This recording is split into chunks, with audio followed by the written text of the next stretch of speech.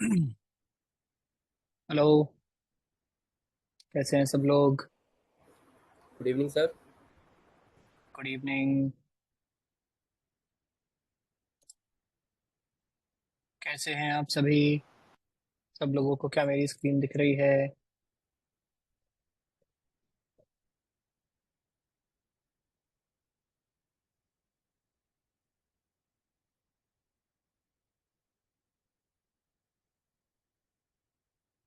Hello. Good evening. Good evening. कैसा रहा आप लोगों का weekend? Congratulations for T20 world cup title. अच्छा, आप अभी भी उसी की खुमारी में हैं? बढ़िया रहा सर। चलिए, अच्छा है। हाँ, वैसे वीकेंड तो बढ़िया हो गया वर्ल्ड कप की वजह से। और उसके बाद टेस्ट की वजह से खराब तो नहीं हुआ। उम्मीद कर रहा हूँ टेस्ट की वजह से भी अच्छा ही रहा हो उसके बाद। नमस्ते अमन जी। देखिए, अभ्यास जी, मुझे पता नहीं क्या वो अभ्यास बहुत ज्यादा करते हैं या मुझे नहीं पता वो क्या करते हैं। लास्ट टेस्ट में भी देखिए इनकी पहली रैंक आई थी। पूरे 50 नंबर थे, इस बार भी पूरे 50 नंबर इनके आए हैं। तो समय इन्होंने हालांकि काफी लिया है ना। आई थिंक 50 मिनट का हमने समय दिया था, इन्होंने 40 मिनट्स अपने इस्तेमाल किए हैं। और 50 मार्क्स इनके आए हैं। बाकी भी देखिए बहुत सारे लोगों ने बहुत अच्छा किया है। इनका अभिजीत जी का शायद सिर्फ एक क्वेश्चन गलत है। साक्षी जी ने बहुत अच्छा किया है, क्लास में भी इनकी प्रेजेंस बनी रहती है। बहुत सारे लोगों ने बहुत अच्छा टेस्ट दिया है ना। और सिर्फ देखिए मार्क्स की बात नहीं है। सबसे अच्छी बात मुझे लगी कि बहुत सारे बच्चे फिर भी टेस्ट को बहुत सीरियसली ले रहे हैं। 89, अच्छा अगर मैं अपने हमारे मेंटर जी को हटा भी दें, सुष्मिता को, तो भी आई थिंक 88 बच्चों ने टेस्ट एटलीस्ट अपीयर किया है। अखिलेश जी ने शायद एकदम से बंद कर दिया है, पर बाकी लोगों ने एटलीस्ट 87 लोगों ने सीरियसली टेस्ट को अटेम्प्ट किया है। और ठीक ठाक मार्क्स भी स्कोर किए हैं ना। अगर आप बॉटम सिर्फ 20 परसेंटाइल भी देखिए, अगर आप हम देखें हमारा हाफ मार्क्स कहाँ तक आए हैं, तो हमारा 10 परसेंटाइल पर जो नाम है लोकेश जी का या वैभव जी का, देखिए ये भी 25 मार्क्स आए, यानी आधे मार्क्स इनके आए हैं। क्वेश्चन तो देखिए और भी ज्यादा सही होंगे, पर मैं हमने क्योंकि नेगेटिव मार्किंग थोड़ी ज्यादा रखी है, तो उसमें भी अगर आप 50 में से बेसिकली 30 क्वेश्चन सही कर रहे हैं, 35 क्वेश्चन सही कर रहे हैं, तो ऑलरेडी आप 60, 65, 70% स्कोर कर रहे हैं।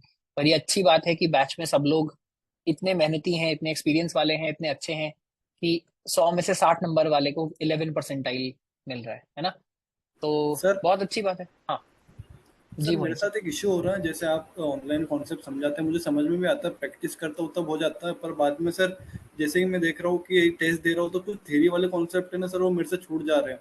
वही चीज़ों में मैंने लैग करा है पेपर में, तो सर इसलिए मेरे बहुत कम मार्क्स बने हैं इस बार। रिवाइज कब कब करते हो जो पढ़ाया गया है क्लास में? क्या हर शेड्यूल क्लास बनाया के है पढ़ाई का आपने? हम्म। हर क्लास के एक एक 1.5 घंटे पहले हर क्लास के 1 1.5 घंटे पहले क्या रिवाइज करते हो? पुरानी क्लास? जो भी आपने पिछली क्लास में पढ़ा है वो सब सर। और जो मैंने 5 क्लास पहले पहले पढ़ाया था वो? तो वो नहीं करता हूँ। तो फिर टेस्ट तो पूरे वीक का हो रहा है। देखो, नहीं सर, टेस्ट के दो, लिए तो पूरा ही पढ़ा था, टेस्ट के लिए तो पूरा ही हाँ, पढ़ा था। देखो मैं वही बता रहा हूँ, इसमें ना फिर भी दोनों अप्रोचेस होती हैं। जैसे मैं, टू बी ऑनेस्टली, मैं अपने आप से नहीं बोल रहा हूँ, है ना। अगर आप लोग जानते हो, दृष्टि आईएएस वाले जो विकास दिव्य कीर्ति सर है, मैं उनका एक लेक्चर सुन रहा था, उसमें वो ये सेम एग्जैक्ट बात कर रहे थे कि देखिए कॉन्सेप्ट पढ़ के समझ आ जाना बहुत अच्छा होता है। और उस समय समझ भी आता है, याद भी रहता है, बट क्या है ना, मेमोरी हमारी इंसान की इसी तरह की है, ये फीचर है, ये बग नहीं है कि आप धीरे धीरे पुरानी चीजों को भुलाते जाएं, है ना। पर हमको क्या है, जब हम पढ़ाई को भी भुलाते जाते हैं तो क्या होता है, इससे हमको प्रॉब्लम होती है। अगर आपको पूरे दिन का हर 24 घंटा याद रहेगा तो प्रॉब्लम है ना। आपको बहुत सारी चीजें ऐसी हैं जो दिन में इंपॉर्टेंट नहीं है, आपको भुला देनी है, बट आपका दिमाग ये ठीक से बता नहीं पाता कि क्या पढ़ाई है और क्या भुलाना है। तो जो भी आप दोबारा से याद नहीं करोगे, जो भी रिकॉल नहीं करोगे, रिवाइज नहीं करोगे, सबको भुलाता जाएगा। तो आपको आइडियली तो देखिए, आजकल ये होने लगा है कि हम सब बच्चों को नोट्स दे रहे हैं, हर क्लास के बाद नोट्स अपलोड करते हैं। पर देखिए आइडियली नोट्स बच्चे को खुद बनाने चाहिए, जो भी पढ़ रहा है नोट्स आपके अपने होते हैं, है ना। तो अगर आप हमारे वाले नोट्स भी इस्तेमाल कर रहे हैं, बहुत अच्छी बात है। अगर आप अपने भी एक बार हाथ से नोट्स बनाए तो मुझे ऐसा लगता है मेमोरी थोड़ी सी और ज्यादा रहती है ना। हालांकि इस चीज के लिए परेशान नहीं होना है, मैंने पहले भी बहुत सारे बच्चों को ये सलाह दी है, बहुत सारे लोगों को सलाह दी है कि प्रोग्रामिंग इसी टाइप की चीज है, आप पढ़ते हैं, इस्तेमाल करते हैं, यूज करते हैं, काफी हद तक आप भूल जाते हैं जब अगर बहुत लंबे टाइम तक इस्तेमाल नहीं होता तो। फिर क्या होता है, आपको दोबारा एक बार देखना पड़ता है, कम समय लगता है, रिवाइज करते हैं, याद आ जाता है। तो आपको अपना नंबर ऑफ टाइम्स जो आप रिवीजन कर रहे हैं, पुरानी क्लास तो आपको रिवाइज करनी ही करनी पड़ेगी। आपको उसके अलावा भी बैठना पड़ेगा कि मान लीजिए मैं, हम ये वीकली जो टेस्ट रख रहे हैं वो इसीलिए रख रहे हैं कि कम से कम ये एक फोर्सिंग फंक्शन बन जाता है कि बहुत सारे लोग ऐसे होंगे जो सोचेंगे यार टेस्ट देने से पहले कम से कम एक बार पूरे वीक के नोट्स देख लेते हैं, पूरे वीक का रिवाइज कर लेता है कि हमने क्या पढ़ा, उससे भी आपका रिकॉल बहुत बढ़ेगा, है ना। देखिए टेस्ट में नंबर लाना यहाँ पर मेन गोल नहीं है। टेस्ट अटेम्प्ट करना, अपनी प्रॉब्लम्स को रियलाइज करना, देखना क्या स्पेसिफिक क्लास के क्वेश्चंस भी आप देखेंगे तो मोस्टली सीक्वेंस वाइज होते हैं ना, क्लास वाइज है वो जिसकी हम कोशिश करते हैं। तो उसमें भी आप देखिए क्या स्पेसिफिक कॉन्सेप्ट थे जिसमें हमने गड़बड़ की। आप अपने मेंटर से भी डिस्कस कर सकते हैं कि सर एक बार टेस्ट पर डिस्कशन करना है, या मैम एक बार टेस्ट पर डिस्कशन करना है, मेरे क्या पॉइंट्स जो है वो वीक रह गए, है ना।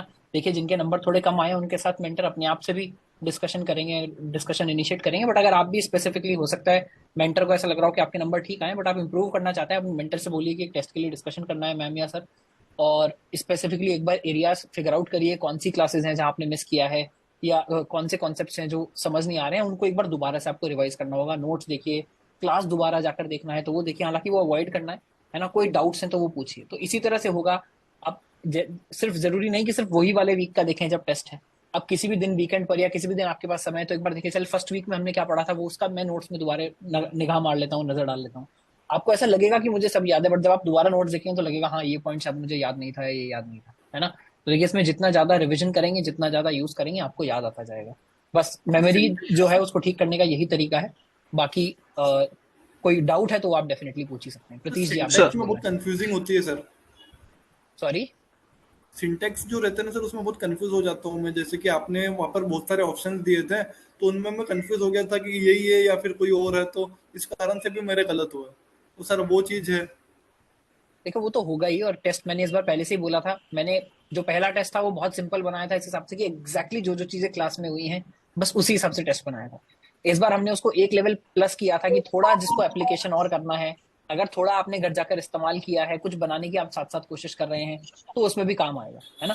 तो सर अगेन आपको ये टारगेट नहीं करना है यहाँ पे। अगेन ये दोबारा स्कूल या कॉलेज को मत बना दीजिए। हम ये कह कह के परेशान है कि कॉलेज के मार्क्स मैटर नहीं करते। अब ऐसा ना हो कि आप इस टेस्ट के मार्क्स को इतना बड़ा इशू बना लें अपनी जिंदगी में कि इस टेस्ट के मार्क्स मेरे आ गए तो मैं वन स्टैक सीख गया। देखिए ये एक मेट्रिक है जो आपको थोड़ा सा समझने में हेल्प कर रही है कि आपकी प्रोग्रेस कैसी चल रही है। पर ये मत समझिए कि बस इस टेस्ट में अगर मैं अच्छा कर रहा हूं तो मैं अच्छा कर रहा हूँ। आपको इससे हिंट लेनी है कि मेरी तैयारी कैसी चल रही है। पढ़ाई साथ साथ कीजिए, और साथ साथ कुछ कुछ प्रोजेक्ट, कुछ कुछ पेजेस, जैसे हमने बोला था अपना, मान लीजिए पेज आप बनाना स्टार्ट कर सकते हैं। वैसे अभी हम और सीएसएस के एक दो दिन की क्लास के बाद शायद इसी वीक या नेक्स्ट वीक कुछ प्रोजेक्ट्स भी स्टार्ट करेंगे। तो वहां पर भी आपको दोबारा एप्लीकेशन करने का मौका मिलेगा। बट अगेन इसको इतना भी ज्यादा सीरियसली मत लीजिए। सीरियसली लेकर देना है, रिवाइज करना है, बट ऐसा ना हो कि इसके मार्क्स, इस इन टेस्ट में मार्क्स लाना ही आपका इकलौता गोल रह जाए। फिर जी टेस्ट प्रदीप के जी। पहले मतलब। बाकी मोहित जी अगेन हम आई थिंक काफी बात कर चुके ओके हैं, ठीक है और सर। आपसे मैं ठीक। स्पेसिफिकली अलग से बात करता हूँ। Okay sir, thank you sir. Yes sir. Sir क्या है? श्योर। सर दरअसल इशू क्या होगी कि लाइक मैंने मतलब अभी जस्ट थोड़ी देर पहले मैंने अटेंड किया, वो किया मतलब एग्जाम दिया, ये टेस्ट दिया। तो उसके अंदर क्या था कि 49 क्वेश्चन ही अटेम्प्ट हो रहे थे। 50 वाला पता नहीं, या फिर सिर्फ मेरे में ही एरर होगा। क्योंकि 50 वाला बोल रहा था कि आपको 49 के पहले जो भी है सब वो क्लियर करने पड़ेंगे, देन आप 50 आप अटेंड कर सकते हो। बाकी ऐसा इशू आ रहा था ठीक है, सर एक मेरे बार में। अगेन अगेन पर्सनल इस टाइप के जो भी इश्यूज हैं आप अपने मेंटर से बात कीजिए, है ना। वो भी एक बार बैठ के देखेंगे, और ऐसा मुझे ऐसा लगता है ऐसे चांसेस कम है कि ये सबको हो रहा हो, क्योंकि एक बच्चे के तो 85 नंबर आए हैं, है ना। तो उसने तो 50 के हाँ 50 बात क्वेश्चन सही है। अटेम्प्ट नहीं किए मैं ही बस हैं। आपसे इसलिए बोला, मैं सर इसलिए बस वो कर रहा था कि क्या पता मतलब लाइक लास्ट में कुछ ऐसा लिखा हुआ आ रहा था तो मुझे लगा सर्टेन सब में होगा, पर अभी मैंने मार्क्स देखा तो मतलब बस मैंने आपसे बस बोलना चाहा इसलिए मैं बोल दिया सर, बाकी इतना हाँ वो नहीं वैसे था इस कुछ। तरह की चीजें ना, मैं आप क्लास में बोलेंगे, हो सकता है मैं याद रहे भूल जाऊं। Sorry sir. बेस्ट तरीका यही है कि आप अपने मेंटर को रिपोर्ट करें, क्योंकि वो एक पक्का पर्टिकुलर सर। शीट बनाते हैं, कोई भी इशू रिपोर्टेड है उसको फिर हम देखते हैं, हमारी टीम सॉल्व करती है। तो इशू सॉल्व होने का बेस्ट तरीका यह है कि आप अपने मेंटर को रिपोर्ट करें। प्रदीप जी। ठीक है, thank you sir. Hello sir. Pradeep ji आपने हैंड रेज किया हुआ है। वैभव जी एक सेकंड रुक जाइए। प्रदीप जी आपने हैंड रेज किया हुआ है, आप कुछ बोलना चाहते हैं या गलती से हो गया है? ठीक है वैभव जी आप बताइए, आई थिंक प्रदीप जी बात नहीं कर पा रहे हैं। जी सर, ये सर कंफर्म करना है कि आपने जैसे कहा कि खुद के नोट्स बनाओ, लेकिन सर कोडिंग में हम अपने नोट्स बनाए कैसे, किन पॉइंटर्स को हम लोग नोट करें अपने लिए?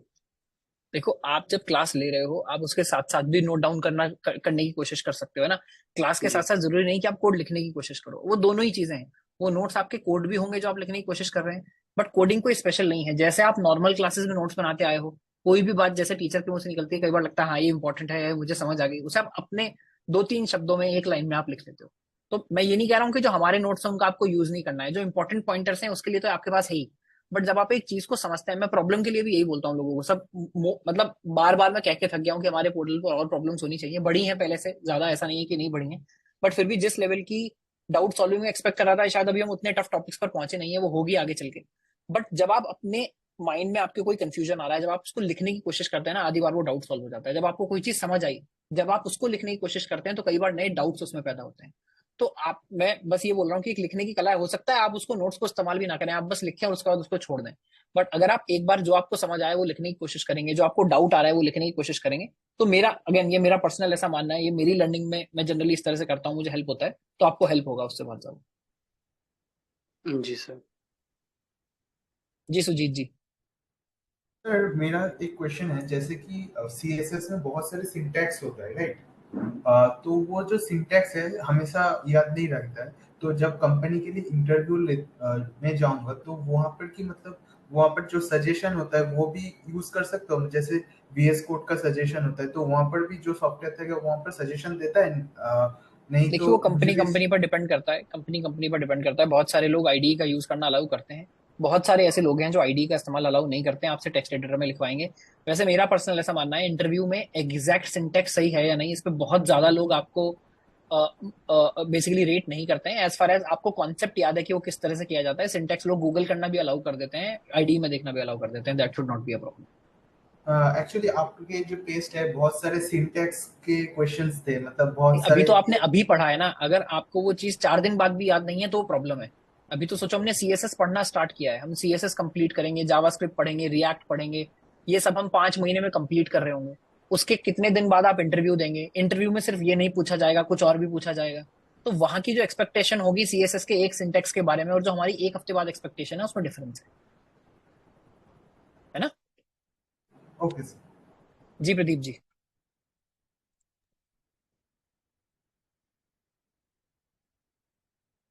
प्रदीप जी आपकी आवाज आ नहीं रही है, तो आपका जो भी क्वेश्चन है आप एक बार लिखकर भेजिएगा, अपने मेंटर से डिस्कस कीजिएगा या मुझे व्हाट्सएप पर लिख के भेजिएगा, है ना। चलिए, वैसे भी हमने 10 मिनट अभी लगा लिए हैं, जो डाउट्स हैं उनको थोड़ा सा होल्ड ऑफ करेंगे। एक बार जो लास्ट क्लास की हमारी एक्सरसाइजेस थी उन पर हम जोर डाल लेते हैं, कि इसमें से अगर कुछ ऐसा है जो हमको क्लियर नहीं हुआ है या हम चाहते हैं क्लास में सॉल्व हो जाए, वरना फिर जो आज की क्लास है उसको स्टार्ट करेंगे, ठीक है। तो लास्ट जो हमने क्लास की थी उसमें दो बेसिकली प्रैक्टिस सेट थे जो हमको सॉल्व करने थे। पहला क्वेश्चन अगर इसमें देखेंगे, क्या बोल रहा है, create one div inside another div, यानी एक डिव के अंदर दूसरा डिव बनाना है, दोनों को एक एक आईडी देनी है, आउटर और इनर।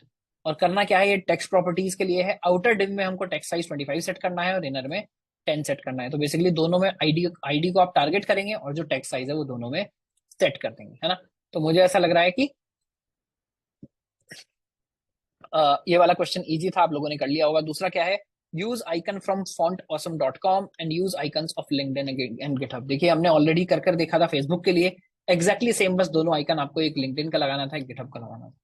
उसके अलावा क्या है, create an heading at the centre and make it capitalize. Capitalize क्या है, टेक्स्ट ट्रांसफॉर्म हमको यहाँ पर यूज करना था, टेक्स्ट ट्रांसफॉर्म कैपिटलाइज। आप यहाँ पर कोई भी हेडिंग या क्लास देंगे, उसका टेक्स्ट ट्रांसफॉर्म कैपिटलाइज देंगे, तो this will also be solve. और लास्ट क्या है, use font family, basically font family for the whole page to Times New Roman. Times New Roman लगाना है, पूरे पेज के लिए लगाना है, तो कैसे लगा सकते हैं आप, स्टार लगा के पूरे पेज पर जो फॉन्ट फैमिली है उसको अप्लाई कर सकते हैं, यानी ग्लोबल सेलेक्टर हम यहाँ पर दोबारा करेंगे, ठीक है। एक एक्सरसाइज तो हमारी ये थी। दूसरी हमारी थी बॉक्स मॉडल के ऊपर, हमने बॉक्स मॉडल भी कंप्लीट कर लिया था, अगर मुझे सही याद है तो, माफ कीजिएगा, हाँ, ये रहा बॉक्स मॉडल। बॉक्स मॉडल की जो प्रैक्टिस सेट था उसमें हमको क्या करना था, पहला क्या है, create a div with height and width. अब हमने हाइट और विड्थ देख लिया, 200 pixel, and observe different values in the box model by inspecting. यानी इसमें टास्क कुछ नहीं था, बस आपको 50 बेसिकली 200 बाय 200 का एक बॉक्स बनाना था, और इंस्पेक्ट एलिमेंट के अंदर जाके बॉक्स मॉडल को खोलना है और चीजों को ऑब्जर्व करना है कि उसमें किस किस चीज की आपको क्या क्या वैल्यू दिख रही है। उसके बाद क्या करना है, create a button and give 10 pixel padding to top and bottom and 15 pixel to sides. तो देखिए एक बटन बनाना है, उसको पैडिंग हमको टॉप पर देनी है, साइड में देनी है, टॉप और बॉटम पे एक पैडिंग देनी है, दोनों साइड पे एक पैडिंग देनी है। इसके बेसिकली बहुत सारे तरीके हैं करने के, एक तो आप अलग अलग यूज कर लें, padding top, padding bottom, padding left, padding right. दूसरा क्या है, आप शॉर्ट हैंड यूज कर लें, चारों की चारों पैडिंग एक एक बार में दें। कैसे चलती है पैडिंग, क्लॉकवाइज ऑर्डर में चलती है, टॉप से शुरू होती है, तो सबसे पहले टॉप की दें, फिर राइट की दें, फिर बॉटम की दें, फिर लेफ्ट की दें। या दूसरा तरीका क्या है, शॉर्ट हैंड का भी शॉर्ट हैंड है कि अगर ऊपर नीचे की सेम और लेफ्ट राइट की सेम है, तो आप बस पहले ऊपर नीचे वाली लिख दें विच इज 10 px, और उसके बाद अगले वाली लिख दें विच इज 15 px। तो ये सारे ही तरीके ठीक हैं इस बेसिकली प्रॉब्लम को सॉल्व करने के लिए। उससे अगला क्या है, add 100 pixel margin to the button on all sides. Same button पे आप क्या करेंगे, 100 पिक्सल मार्जिन हर जगह ऐड करना है, चारों तरफ ऐड करना है, तो सीधे आप मार्जिन 100 पिक्सल लिख सकते हैं, या लेफ्ट राइट टॉप बॉटम पे हर जगह अलग अलग भी आप 100 पिक्सल सेट करना चाहें तो कर सकते हैं, है ना। उसके बाद क्या करेंगे, add dotted border with colour red and so much that the button becomes a circle. अच्छा अच्छा, आई थिंक ये कुछ मिस टाइप हो गया है, डॉटर का मतलब नहीं है ना, बट इसमें हमको करना क्या था, हमको एक बॉर्डर बेसिकली बनाना था रेड कलर का, और क्या करना है उसमें, इतना बेसिकली उसको बॉर्डर दे देना है, बॉर्डर रेडियस दे देना है कि, अच्छा ये डॉटर का मतलब आई थिंक डॉट डॉट वाला बॉर्डर लगाना है ना, बॉर्डर टाइप आप यहाँ पर यूज करेंगे, और बेसिकली करना क्या है, बॉर्डर रेडियस इतना ज्यादा दे देना है कि वो सर्कल बन जाए, हमने क्लास में ऑलरेडी सॉल्व किया था। इसके बाद क्या करना था, create 2 boxes with different box sizing values and observe changes in box model. Again ये भी हमने क्लास में किया था, क्या 2 बॉक्सेस आपको लेने हैं जिसमें आप पैडिंग भी लगाइए, बॉर्डर भी लगाइए, मार्जिन भी लगाइए, उसके बाद एक में कर दीजिए कंटेंट बॉक्स और एक में कर दीजिए बॉर्डर बॉक्स, और जब ये दोनों वैल्यूज आप बॉक्स साइजिंग के अलग अलग लेंगे तो आप देख पाएंगे किस तरह से एक में बॉक्स छोटा हो गया है, एक में बॉक्स बड़ा हो गया है, किस तरह से एक में आप सिर्फ कंटेंट की जो हाइट एंड विड्थ है वो ले रहे हैं और एक में पूरे के पूरे जो आपका बॉर्डर था वहां की ले रहे हैं, है ना। तो देखिए मैं अज्यूम कर रहा हूँ ये मोस्टली चीजें वो थी जो क्लास में हमने कवर की हो गई होंगी, नहीं हुई है तो चैट में बताइएगा या आप क्वेश्चन बेसिकली रेज करिएगा पोर्टल पर और हम उसको आगे बढ़ाएंगे। अब शुरू करते हैं दोस्तों आज की क्लास। आज की क्लास क्या है, आज की क्लास इज डिस्प्ले प्रॉपर्टी। हम पढ़ेंगे सबसे पहले डिस्प्ले प्रॉपर्टी क्या है, 2 तरह की प्रॉपर्टीज हो सकती हैं। देखिए इसका हमने एक बार पहले भी हल्का सा इंट्रोडक्शन लिया था, आपको चलाकर दिखाया था बैकग्राउंड कलर्स के साथ। हमने क्या किया था, हमने डिव को भी लिया था और हमने बाकी इनलाइन एलिमेंट्स को भी लिया था। तो पहले इन दोनों का मतलब समझ लेते हैं क्या है। डिस्प्ले प्रॉपर्टी समझने के लिए पहले हमको ये समझना थोड़ा सा जरूरी है, दोबारा रिवाइज करना जरूरी है कि ब्लॉक और इनलाइन एलिमेंट्स क्या होते हैं। तो ब्लॉक एलिमेंट्स क्या है, ब्लॉक एलिमेंट्स ये है जो ऑलवेज नेक्स्ट लाइन से स्टार्ट होते हैं, यानी जब भी आप ब्लॉक एलिमेंट लगाएंगे वो हमेशा नेक्स्ट लाइन से स्टार्ट होगा। दूसरा फुल विड्थ लेगा वो, यानी आप उसका उसका जो डिस्टेंस है वो कितना भी हो, उसका जो डिस्टेंस से मेरा मतलब है उसका साइज जो है वो कितना भी हो, वो हमेशा हॉरिजॉन्टली 100% स्पेस कवर कर लेगा। यानी जैसे आप यहाँ पर एग्जांपल देख रहे हैं, ये ब्लॉक इतना सा है बट इसने क्या बोला, इसने बोला मेरे राइट साइड में कोई नहीं आएगा। आप समझ सकते हैं कि ब्लॉक एलिमेंट्स क्या है, थोड़े गुंडे टाइप वाले एलिमेंट्स हैं। गुंडा क्या बोलता है, मेरे आसपास कोई खड़ा नहीं होगा, मैं जहां से खड़ा हूंगा वहीं से बेसिकली लाइन बननी शुरू हो जाएगी। वही ये बोल रहा है ब्लॉक एलिमेंट की मैं हमेशा नई लाइन में खड़ा हूंगा और मैं चाहे जितना छोटा हूं, मैं चाहे जितना बड़ा हूं, मेरी लाइन में और कोई भी नहीं आ सकता। स्टाइलिंग क्या है, इसका आप मार्जिन पैडिंग सब आराम से सेट कर सकते हैं, हिट बेसिकली विथ हाइट सब कुछ सेट कर सकते हैं। इसके एग्जांपल्स क्या क्या हैं, आप डिव देख लीजिए, पैराग्राफ देख लीजिए, हेडिंग, यूएल, एलआई, ये सब क्या है, ये सब बेसिकली आपके ब्लॉक एलिमेंट्स हैं। उस दूसरी तरफ बिल्कुल सेम इसका जो ऑपोजिट है वो क्या है, इनलाइन एलिमेंट्स। तो क्या करते हैं, stay in line with text, यानी अगर आप पहले से कुछ भी लिख रहे हैं उसके बाद आप एक इनलाइन एलिमेंट डालते हैं तो उसी लाइन में आगे आ जाएगा। दूसरा, उसकी जितनी जरूरत है, यानी हमारे यहाँ जैसे हिंदी में बोलते हैं ना कि जितनी चादर हो, बेसिकली जितनी चादर हो उतनी ही आपको पैर पसारने चाहिए, वही ये इनलाइन एलिमेंट है। क्या बोलता है ये, मेरा जितना साइज है उतनी ही जगह में लूंगा, उसके अलावा कोई भी बैठ सकता है ना। उसके बाद क्या हुआ, नो ब्रेक्स, तो no new line between elements, हर बार नहीं न्यू लाइन नहीं बनाएगा, पर इनका साइज सेट करना बहुत ज्यादा आसान नहीं होता, ये हम देखेंगे आगे कैसे। इसके एग्जांपल्स क्या क्या है, स्पैन टैग हमने देखा है, एंकर टैग हमने देखा है, स्ट्रॉन्ग टैग देखा है हमने, और ईएम, है ना। तो ये सब अभी हम चलाकर देखते हैं, और सिर्फ ये एग्जांपल नहीं, ये कुछ एग्जांपल्स हैं, एक बार इसको चलाकर देख लेते हैं। बहुत सारे एग्जांपल्स इस तरह के हो सकते हैं, है ना। तो यहाँ पर मान लीजिए हम एक बना लेते हैं नया फोल्डर, इसका नाम हम रख लेते हैं डिस्प्ले। हमने फोल्डर की जगह बना दी है गलती से फाइल, इसको कर देते हैं डिलीट, फिर से बना लेते हैं 11 डिस्प्ले, ठीक है। इसके अंदर अब फाइल बनाएंगे क्या, डिस्प्ले डॉट एचटीएमएल। नई फाइल हमारी बनके एकदम तैयार हो गई है, कोड को कर लेते हैं जनरेट और लेफ्ट से कर देते हैं इसको बंद, ठीक है। जो हमको थोड़ा स्टाइल लिखना है यही लिख लेंगे, जैसे हमने लास्ट क्लास में भी बताया था, हम अलग फाइल बहुत सारी बना चुके हैं, पर इससे थोड़ा सा देखने के लिए आसान हो जाता है, हमको फाइल बार बार स्विच नहीं करना पड़ता है। जब आप प्रोजेक्ट बनाएंगे तो आप क्या करेंगे, आप उसको हमेशा अलग फाइल में ही ले रहे होंगे जब तक कोई स्पेसिफिक रिक्वायरमेंट नहीं है इनलाइन या बेसिकली इंटरनल स्टाइलिंग लेने की। तो यहाँ डॉक्यूमेंट की लिए कर देते हैं लर्निंग डिस्प्ले प्रॉपर्टी, और इसको कर देते हैं हम ओपन विद लाइव सर्वर। देखिए तो आ गया लर्निंग डिस्प्ले प्रॉपर्टी, है ना। तो बड़ा भी कर लेते हैं 250%। अब देखिए हमको क्या करना है, हमको देखना था कि डिस्प्ले प्रॉपर्टी किस तरह से चलती है for block elements and inline elements. तो एक दो एग्जांपल ले लेते हैं। मान लीजिए मैं सबसे पहले यहाँ क्या लगा लेता हूँ, बॉडी के अंदर एक डिव लगा लेते हैं और इसका नाम हम रख लेते हैं, मान लीजिए इसके अंदर टेक्स्ट लिख लेते हैं box1, है ना। और इसमें मैं क्या दे देता हूँ, एक आईडी दे देता हूँ विच इज बॉक्स 1। ठीक बात है। अब हम क्या करेंगे, इसके लिए स्टाइलिंग दे देंगे। देखिए बॉक्स 1 तो राइट में दिख रहा है, अगर मैं इस पर राइट क्लिक करके इंस्पेक्ट करने की कोशिश करूँ तो इंस्पेक्ट भी मैं कर सकता हूँ। अभी जो हमारा इंस्पेक्टर है इसको नीचे ले जाते हैं, है ना। तो देखिए बॉक्स 1 यहाँ पर दिख रहा है, जो इसको मैं थोड़ा सा बड़ा कर लेता हूँ टूल्स को। तो देखिए यहाँ क्या दिख रहा है, यहाँ दिख रहा है आपका बॉक्स है, पैडिंग है, बॉर्डर है, मार्जिन है। पर अगर मैं जाकर HTML एलिमेंट के अंदर यहाँ इस बॉक्स को सेलेक्ट करता हूँ तो देखिए पूरी की पूरी लाइन ये सिलेक्टेड दिखा रहा है। दैट मीन्स आखिर तक इसने स्पेस लिया है। एक स्टाइलिंग हम यहाँ क्या लगा सकते हैं स्टार्टिंग में ही, क्योंकि हम बेसिकली पैडिंग मार्जिन के साथ बहुत ज्यादा खेलने वाले हैं। मैं पैडिंग सबकी कर देता हूँ 0 सेट और मार्जिन भी 0 सेट। यूनिवर्सल बेसिकली हमने वो लगा लिया और सबकी जो डिफॉल्ट पैडिंग और मार्जिन है सबको 0 सेट कर दिया, है ना। अब देखिए जब मैं बॉक्स सेलेक्ट करता हूँ तो ऊपर का पूरा स्पेस जो है वो वहां पर सेलेक्ट हो रहा है। डिव में मेरा आ गया बॉक्स का। अब मैं शुरू करता हूँ इसकी स्टाइलिंग करना थोड़ा सा, जिससे हमको और भी क्लियर ये नजर आए। तो मैंने क्या बोला, इसकी आईडी क्या है, बॉक्स 1, है ना। इसके अंदर हम क्या क्या दे सकते हैं, एक तो फॉन्ट साइज दे देते हैं। तो फॉन्ट साइज में इसका थोड़ा बड़ा कर देता हूँ, मान लीजिए कर देते हैं 25 पिक्सल्स, है ना। तो देखिए बॉक्स 1 मेरा थोड़ा सा बड़ा हो गया। बॉक्स का हम क्या दे देते हैं, विथ बेसिकली लेंथ दे देते हैं, सॉरी हाइट दे देते हैं। कितनी, मान लीजिए 100 पिक्सल्स, है ना। हमने इसकी हाइट दे दी। देखिए अभी फर्क कोई नहीं पड़ रहा है, पर अगर मैं बॉक्स को आकर यहाँ सेलेक्ट करूंगा तो देखिए अब कितना ज्यादा सेलेक्ट हो रहा है ना। पर हमको विजुअली देखने में कोई फर्क नहीं पड़ रहा, तो हम क्या करते हैं, इस पर बैकग्राउंड कलर भी सेट कर देते हैं ताकि हमको क्लियरली नजर आए। मान लीजिए मैंने चॉकलेट कलर इसमें बैकग्राउंड कलर लगा दिया। तो देखिए अब समझ आ रहा है कि जैसे ही मैंने यहाँ आईडी बॉक्स 1 लिया, इसने क्या लिया है, आखिर तक का पूरा स्पेस ले लिया है। अब अगर मैं क्या करूं, अब मैं इसके बाद एक और बॉक्स लगा दूं, है ना। जिसकी हाइट है वो हमने थोड़ी ज्यादा ले ली है, इसको मैं थोड़ा कम कर देता हूँ। इसको मान लीजिए हम कर देते हैं 50 पिक्सल, है ना। तो यहाँ मेरा आ गया है बॉक्स 1। और ये जो बॉक्स हमने आईडी लिया है इसको मैं क्लास बना देता हूँ ताकि हम मल्टीपल लोगों पर यही बेसिकली सेम चीज अप्लाई कर सकें। डॉट बॉक्स, और नीचे भी हम क्या दे देते हैं, आईडी की जगह क्लास दे देते हैं कि भाई जो भी बॉक्स क्लास होगी उसको सब चीज सेम ही असाइन होगी। और ये क्या होगी, ये आईडी भी बन जाएगी क्लास, और इसका हम नाम दे देते हैं बॉक्स 2। देखिए बॉक्स 1 ऊपर आया, बॉक्स 2 नीचे आया, यानी सेम लाइन में इसने एंट्री नहीं की।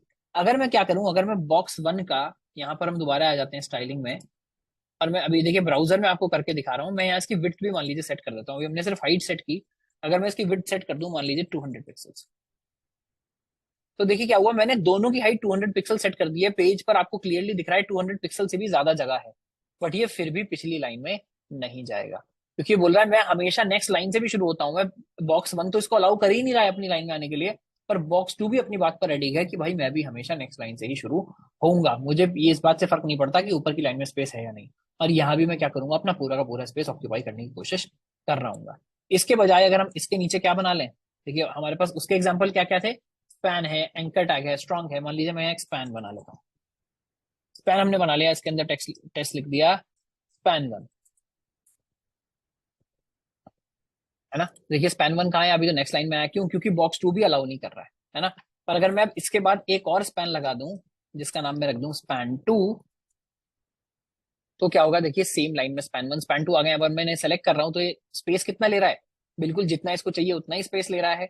अपने बाद भी किसी को अलाउ कर रहा है, और स्पैन 2 ने ये भी नहीं सोचा कि मेरे से पहले स्पैन 1 इस लाइन में है तो मैं यहाँ पर क्यों आऊँ, ये उसके बाद भी यहाँ पर आ रहा है। तो दोनों का हमको डिफरेंस थोड़ा सा समझ आया। अब हम समझते हैं कि हम इसको ऑल्टर कैसे करेंगे। मेन डिस्प्ले प्रॉपर्टी जिसके लिए है, ये तो हमने पहले भी एक बार देखा था कि ब्लॉक और इनलाइन एलिमेंट्स क्या होते हैं। अब हम क्या देखेंगे, अब हम देखेंगे कि इनको हम चेंज कैसे करते हैं डिस्प्ले प्रॉपर्टी का यहाँ पर, इससे हम बेसिकली प्ले अराउंड कैसे कर सकते हैं। तो देखिए यहाँ पर हमने एग्जांपल क्या लिया है, जो बॉक्सेस हम बनाने की कोशिश कर रहे थे वही बॉक्सेस हमने बनाए हैं, पर हमने यहाँ पर क्या किया है, डिस्प्ले जो है इसका क्या कर दिया है, ब्लॉक कर दिया है। यानी अगर मैं यहाँ डिव डिव डिव बोल रहा हूँ और मैं डिस्प्ले कर देता हूँ ब्लॉक, तो एनीवे क्या होगा, नेक्स्ट नेक्स्ट नेक्स्ट लाइन में मेरे आने वाले हैं, है ना। यहाँ पर हमने मार्जिन भी डिफाइन किया है, बॉर्डर इसका सुंदर सा डिफाइन कर दिया, बॉर्डर रेडियस डिफाइन कर दिया ताकि बॉक्स थोड़े सुंदर सुंदर हो जाए। बट डिस्प्ले क्योंकि ब्लॉक है तो क्या हो रहा है, एक के बाद एक ब्लॉक आ रहे हैं। यहाँ पर पेज बहुत छोटा दिख रहा है। मैं अगर इसको आपको नेक्स्ट लाइन में ले जाकर दिखाऊं, देखिए हमने यहाँ पर क्या किया, बॉक्स 1 बॉक्स 2 तो बनाया था। हम यहाँ पर वापस आ जाते हैं इसी क्लास के अंदर, थोड़ा सा मार्जिन डिफाइन कर देते हैं। समझ नहीं आ रहा कौन कहाँ शुरू हो रहा है कहाँ खत्म हो रहा है ना। तो हमने दोनों में क्या किया, मार्जिन दे दिया 5 पिक्सल्स का। तो देखिए ऊपर नीचे चारों तरफ इसने क्या किया दिया, 5-5 पिक्सल का मार्जिन दे दिया। मान लीजिए इनका विड्थ भी डिफाइन कर देते हैं, यहाँ पर जो भी हम अंदर आकर डिफाइन कर रहे थे 100 पिक्सल हमने इनकी विड्थ डिफाइन कर दी। अभी भी देखिए कितनी सारी जगह है, बॉक्स 2 अभी भी पिछली लाइन में नहीं गया। सुंदर बनाने के लिए बॉर्डर भी कर देते हैं डिफाइन, या सॉरी पैडिंग भी कर देते हैं डिफाइन, क्योंकि एकदम कोने से शुरू हो रहा है। पैडिंग मान लीजिए मैंने डिफाइन कर दी 10 पिक्सल्स, है ना। तो देखिए क्या हुआ, ये बड़ा हो गया। अगर हम बड़ा करना नहीं चाह रहे तो मैं क्या करूंगा, बॉक्स साइजिंग डिफाइन कर देंगे, क्या, बॉर्डर बॉक्स। फिर वापस छोटा हो जाएगा, पैडिंग आ जाएगी इसके अंदर ही, है ना। देखिए सारी चीजों का काइंड ऑफ रिवीजन हो रहा है। बॉर्डर भी अगर हम डिफाइन करेंगे तो क्या होगा, हम क्या डिफाइन कर सकते हैं अब यहाँ पर, बॉर्डर हम कैसे डिफाइन करते हैं, शॉर्ट हैंड में सारी की सारी चीज डिफाइन कर देंगे, कितना विड्थ चाहिए, किस टाइप का चाहिए, किस कलर का चाहिए। तो हमको कितना विड्थ चाहिए, मान लीजिए 2 पिक्सल का बस हम डिफाइन कर देते हैं बॉर्डर, है ना। किस टाइप का चाहिए, जो हम पहले मान लीजिए पिछली एक्सरसाइज में लगा रहे थे, डॉटेड डिफाइन कर देते हैं। और कलर कौन सा चाहिए, ब्लैक यहाँ पर देखिए डिफॉल्ट आ रहा है, चलिए हम ब्लैक ही छोड़ देते हैं, है ना। तो ब्लैक आप लिख दीजिए या नहीं लिख दीजिए, देखिए क्या हुआ, चारों तरफ इन दोनों के बॉर्डर आ गया। बट क्या है कि आपको क्लियरली दिख रहा है, अभी मैंने डिस्प्ले यहाँ पर दिया नहीं है, बट अगर मैं यहाँ डिस्प्ले दे दूं तो भी ये क्या होगा, डिस्प्ले ब्लॉक। तभी भी ये नेक्स्ट लाइन में आ रहे हैं, क्यों, क्योंकि इनका जो बेसिकली डिस्प्ले बाय डिफॉल्ट भी ब्लॉक की टाइप का है वो, है ना। तो हम ब्लॉक डिस्प्ले का क्या मतलब है, बेसिकली हर बार वो क्या करेगा, जो जो बाय डिफॉल्ट हम देख रहे थे कि ब्लॉक और इनलाइन एलिमेंट्स क्या होते हैं, आप किसी भी एलिमेंट के डिस्प्ले को ब्लॉक सेट कर सकते हैं, तो वो किस तरह से बिहेव करने लगेगा, ब्लॉक एलिमेंट्स की तरह बिहेव करने लगेगा। इसका एकदम ऑपोजिट क्या है, सेम में अगर बस मैं डिस्प्ले इनलाइन कर दूं तो क्या होगा, एक के बाद एक बॉक्स आने लगेंगे। जरा एक बार देख लेते हैं। मैं क्या करूंगा, डिस्प्ले जो बॉक्स है इसको सेट कर देता हूँ क्या, इनलाइन। देखिए जैसे ही मैंने इसको इनलाइन किया क्या हुआ, बेसिकली बॉक्स एक के बाद एक लाइन में लग गया, यानी इन्होंने किस तरह बिहेव करना शुरू कर दिया, इनलाइन प्रॉपर्टी की तरह बिहेव इन्होंने करना शुरू कर दिया। और देखिए जैसे ही मैंने इसको इनलाइन डिफाइन किया, ये क्या बोल रहा है, अगर हम यहाँ कर देखें, देखिए बहुत ध्यान से देखना है, माफ कीजिएगा ये हट नहीं रहा, हाँ ये देखिए बहुत ध्यान से देखिएगा, यहाँ क्या हो रहा है, हाइट और विड्थ अब ये बेसिकली कह रहा है डिसेबल्ड है। क्यों डिसेबल्ड है, यहाँ आई बटन है, इस पे देखें क्या है, display inline property prevents height from having an effect, try setting display to something other than inline. जो हमने क्या बोला था यहाँ नोट्स में, अगर आप वापस आकर देखेंगे कि यहाँ पर क्या है, इसका साइज जो है सेट करना वो इजी नहीं होता है ना। तो यानी अगर आप यहाँ पर इनलाइन एलिमेंट्स हैं और आप उनकी हाइट या विड्थ डिफाइन करने की कोशिश करते हैं तो वो ठीक से नहीं हो पाते। क्यों, क्योंकि बॉक्स बेसिकली अपना साइज अपने कंटेंट के हिसाब से ही लेता है। मैं जो मान लीजिए हाइट हमने विड्थ हमने इसकी 100 पिक्सल डिफाइन की थी, मैं इसको 500 पिक्सल भी कर दूंगा तो भी इसका कोई फर्क नहीं पड़ेगा। विड्थ कितनी लेगा, जितना इसके पास सामान है, यानी जितना इसके पास कंटेंट है उतनी ही ये विड्थ लेगा। अपने से पहले कोई स्पेस नहीं छोड़ेगा, बाद में नहीं छोड़ेगा, बेसिकली मार्जिन तो छोड़ेगा। मेरा मतलब ऐसा नहीं कि सेम लाइन में मैं किसी और को लाइन अलाउ नहीं करूंगा, सारी की सारी चीजें एक ही लाइन में यहाँ पर आनी शुरू होगी, है ना। तो ये हमको समझ आ गया। देखिए मार्जिन को अगर मैं और बढ़ाने की कोशिश करूं तो क्या होगा, मार्जिन इस तरह से बढ़ता जाएगा, बट जो वर्टिकल है उसका कोई इफेक्ट नहीं हो रहा है, इसलिए बॉक्स जो है वो ऊपर जाकर चिपके हुए है ना। तो हमने देख लिया क्या, सेम चीज को हम डिव को हम स्पैन को बेसिकली ब्लॉक बना सकते हैं, हम अगर बॉक्स को चाहें डिव को चाहें तो हम उसको इनलाइन बना सकते हैं, दोनों ही यहाँ पर करना अलाउड है। एक दोनों के बीच की चीज भी है, दोनों के बीच की चीज क्या है, inline block. By default inline block कुछ नहीं होता, बट आप चाहें तो डिफाइन कर सकते हैं। इनलाइन ब्लॉक किस लिए है, इनलाइन ब्लॉक है ही इसलिए कि आप बेसिकली एक लाइन में भी चाहते हैं, बट आप इनकी जो हाइट विड्थ है वो भी डिफाइन करना ठीक से चाह रहे हैं। तो अब मैं क्या करूंगा, मान लीजिए मैं इनलाइन को क्या कर देता हूँ, इनलाइन ब्लॉक। जैसे ही मैंने इनलाइन को इनलाइन ब्लॉक किया तो देखिए क्या हुआ, यहाँ पर जो विड्थ है वो भी इसकी यहाँ पर अप्लाई हो गई है, हाइट भी इसकी अप्लाई हो गई है, ऊपर मार्जिन भी आपको दिख रहा है। अब अगर मैं यहाँ कर विड्थ जो पहले मैं इसकी सेट कर रहा था, विड्थ बढ़ाना शुरू करूंगा, देखिए विड्थ बढ़ाकर अब ये ऐसा नहीं कि सिर्फ कंटेंट जितना साइज ले रहा है, जितना भी आप इसको साइज डिफाइन करना चाहें, आप बढ़ाना चाहें घटाना चाहें उतना साइज ये कर सकता है।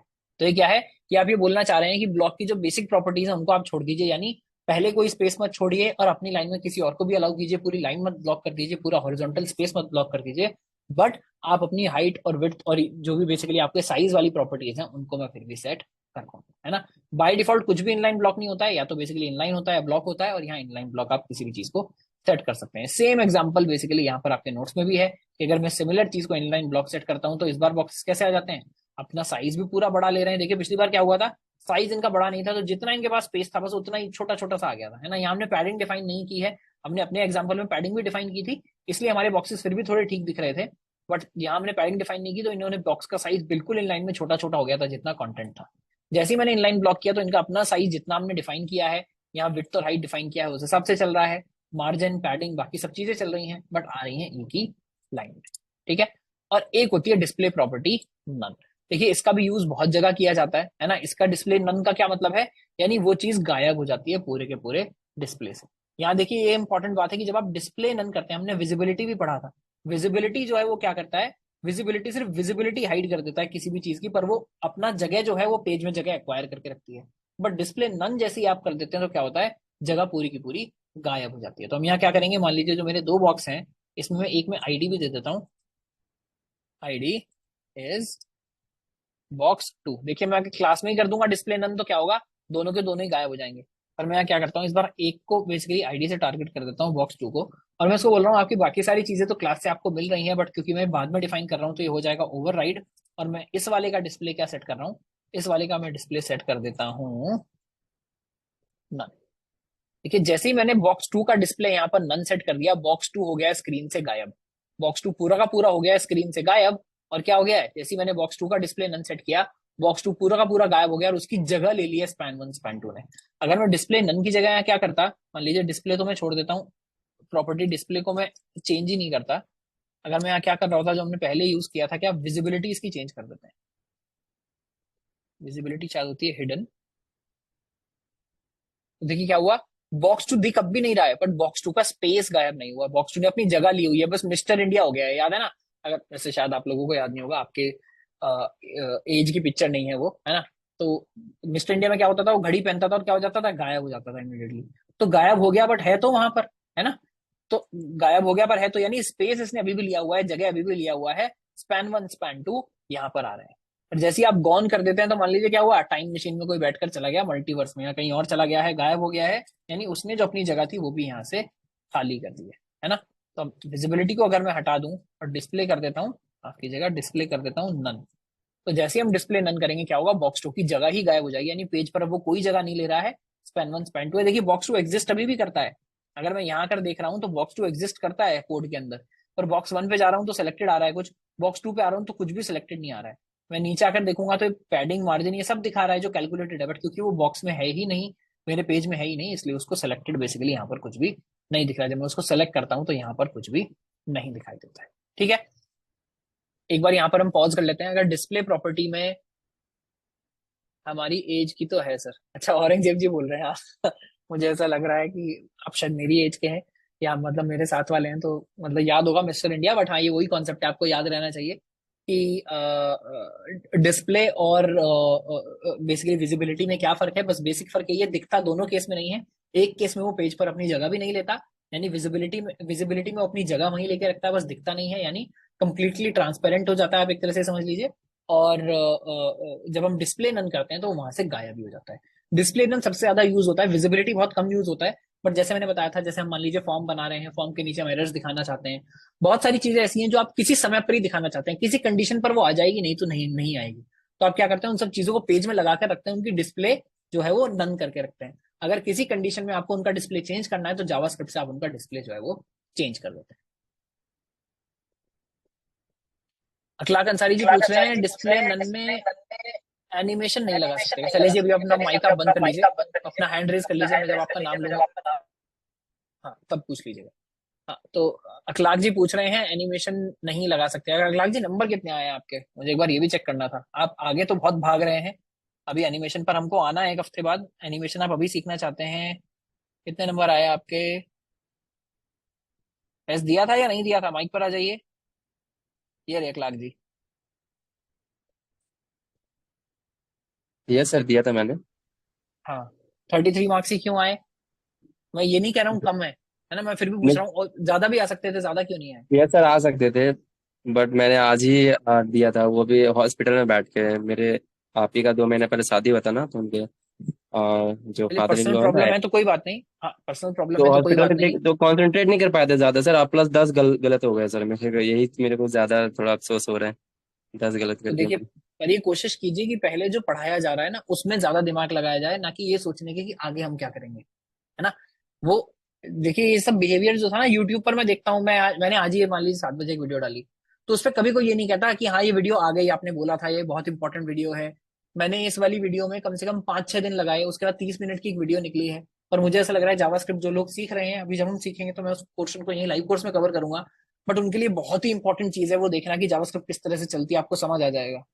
और इमीडिएटली पहला जो कमेंट आता है 1 मिनट बाद, वो आता है पाइथन क्यों नहीं आया, नोड का क्या हुआ, है ना। तो देखिए ये यूट्यूब पर चलता है, मैं मानता हूँ जो हो रहा है वो ठीक है, बट यहाँ आप मेरे ऊपर अब ट्रस्ट कर रहे हैं, आपने एक फीस जमा करी है, रोज अपना 1.5 घंटा स्पेशली खर्च कर रहे हैं, है ना। आपके टाइम की ज्यादा कीमत है, पैसे तो आ जाते हैं चले जाते हैं, टाइम की ज्यादा कीमत है। टाइम आप रोज लगा रहे हैं, तो वो अब मेरे ऊपर ट्रस्ट कीजिए कि मैं आपको जब तक कोर्स कंप्लीट होगा, जितने आपके आगे वाले जो क्वेश्चन आ रहे हैं सब हमारे कवर हो जाएंगे, है ना। तो अभी जो पढ़ाया जा रहा है उस पर थोड़ा ज्यादा ध्यान रखिए। अनिकेत जी।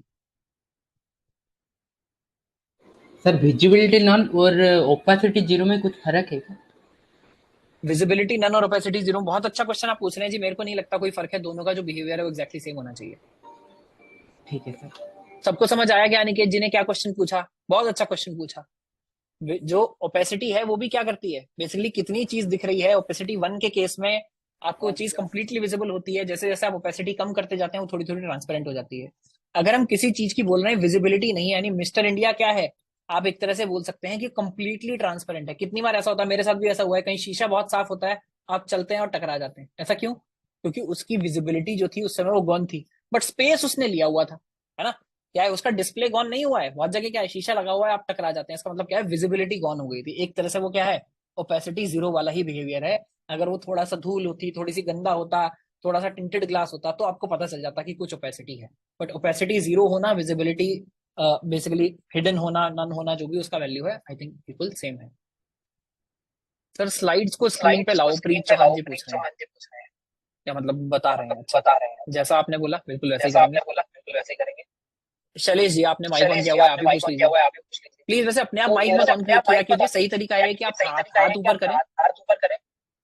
सर मेरा मुझे तो लग रहा पूछना है था। बात ही नहीं कर पा रहे हैं। जी बताइए। हेलो सर, जी मेरा बताइए। पूछना था कि इमेज इनलाइन एलिमेंट है ना सर, अच्छा, इमेज इनलाइन एलिमेंट है, बट उसका हम लोग विड्थ डिफाइन कर पाते हैं, हाइट और विड्थ दोनों डिफाइन कर पाते हैं, ये कैसे सर? नहीं समझा मैं, आप क्या बोल रहे हैं? इमेज इनलाइन इमेज एलिमेंट है ना सर, इमेज इमेज टैग, ठीक है, मुझे भी एक बार चेक करना पड़ेगा तो वैसे कि इमेज उसका हम इनलाइन लोग एलिमेंट है या हाइट। नहीं। वैसे इमेज आप बोल रहे हैं तो इनलाइन एलिमेंट ही होगा।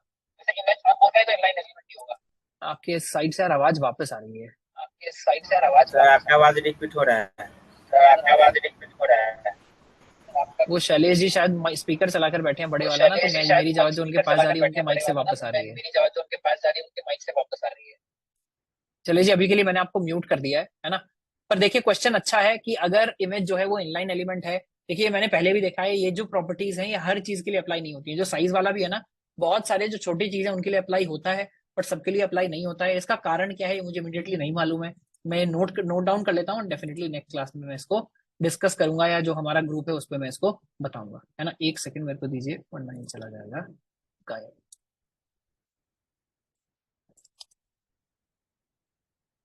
Can we set height and width for any inline elements?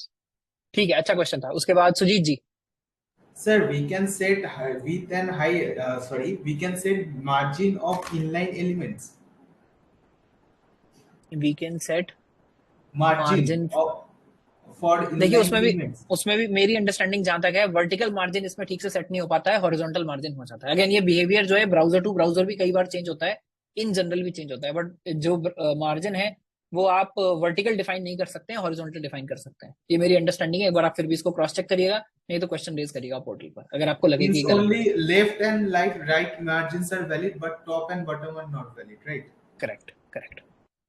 Again पर ये छोटी छोटी चीजें हैं जो आप एक बार ट्राई करेंगे, ब्राउजर आपको नीचे ही बता देगा कि मैं कौन सा अप्लाई कर रहा हूँ कौन सा नहीं अप्लाई कर रहा हूँ। भास्कर जी। सर डिस्प्ले को नन में सेट करना है या फिर उस पूरे टैग को कमेंट के अंदर डाल देना, दोनों सेम चीजें है या अलग है? अलग है, क्योंकि देखिए होगा क्या, पॉइंट ये है कि दो चीजें हैं, एक तो कि वो पेज पर स्पेस ले रहा है या नहीं, और दूसरा वो आपके डॉम में है या नहीं, है ना। अगर आपने कमेंट कर दिया तो वो बेसिकली आपके डॉम में भी नहीं होगा, यानी वो एलिमेंट एग्जिस्ट ही नहीं करता, है ना। पर यहाँ पर क्या है, एलिमेंट आपके कोड में जो एग्जिस्ट कर रहा है, जिसको हम डॉम बोलते हैं, डॉक्यूमेंट ऑब्जेक्ट मॉडल, वहां तो वो एग्जिस्ट करता है, पेज पर बस वो कोई जगह नहीं ले रहा। तो इसमें क्या है, जब हम जावास्क्रिप्ट पढ़ेंगे तो जो चीज आपके डॉम में है बट अभी उसका डिस्प्ले नन सेट है, किसी भी कंडीशन में किसी भी केस में आप क्या कर पाएंगे, उसके डिस्प्ले की प्रॉपर्टी चेंज कर पाएंगे और वो सडनली विजिबल हो जाएगा, है ना। बट ये सेम काम आप कहाँ पे नहीं कर पाएंगे, सेम काम अगर आपने उसको कमेंट कर दिया है तो वो बेसिकली एग्जिस्ट ही नहीं करता डॉम में। फिर आपको एक एलिमेंट बनाकर उसको ऐड करना पड़ेगा। तरीका फिर भी है, बट दोनों में डिफरेंस ये है कि यहाँ पर ये पेज में सिर्फ एग्जिस्ट नहीं करता, और वहां पर ना पेज में एग्जिस्ट करेगा ना डॉम में एग्जिस्ट करेगा। सर सर्च इंजन मेरा डिस्प्ले नन किया हुआ एलिमेंट पढ़ पाएगा और उसका आउटपुट दे पाएगा या नहीं? बिल्कुल दे पाएगा। मैं आपको इस पे एक अच्छी सी कहानी बता देता हूँ। अब देखिए, जो सर्च इंजन स्मार्ट होगा, वो अगर उन चीजों को अवॉइड करना चाह रहा है, वो हमेशा ही फिल्टर लगा सकता है कि जो जो जिन जिन का भी डिस्प्ले नन है वो ना दिखे, है ना। जिन जिन का डिस्प्ले है वो बेसिकली दिखे, बट बेसिकली एलिमेंट सबको दिखेगा। इसमें बहुत अच्छा काम लोग करते हैं। मुझे पता नहीं कि वो हैक चलता है या नहीं, बट इंटरव्यू वगैरह में बहुत सारे लोगों का लेता रहता था पहले। तो मुझे एक बच्चे ने एक बहुत अच्छा हैक बताया। हैक ये कि देखिए, बहुत सारे लोग रेज्यूमेज अभी भी किस तरह से बनाते हैं। रेज्यूमेज बनाते हैं लोग अच्छा, बाय द वे मैं ये बता दूं, बहुत सारे बच्चों ने रिज्यूमे का रिक्वेस्ट फाइल किया हुआ है।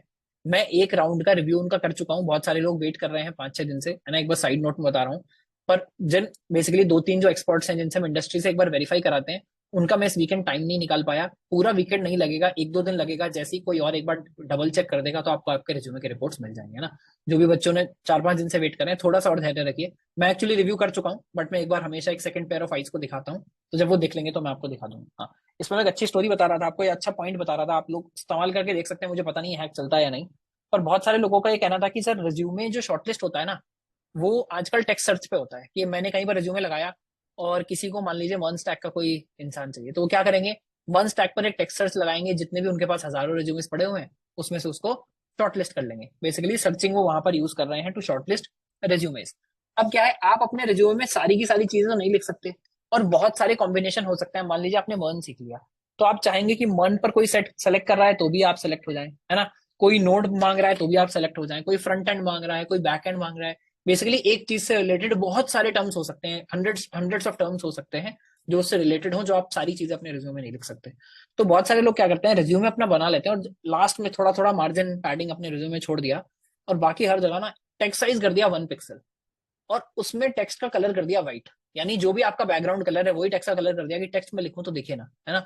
और जितने भी टेक्निकल टर्म्स आप सोच सकते हैं जो रिलेटेड टू योर कोर्स हैं, रिलेटेड टू आपका जो भी एक्सपर्टीज है वो है, उस सबको वहां पर लिख देते हैं ऐसे टेक्स्ट में जो दिखे ना।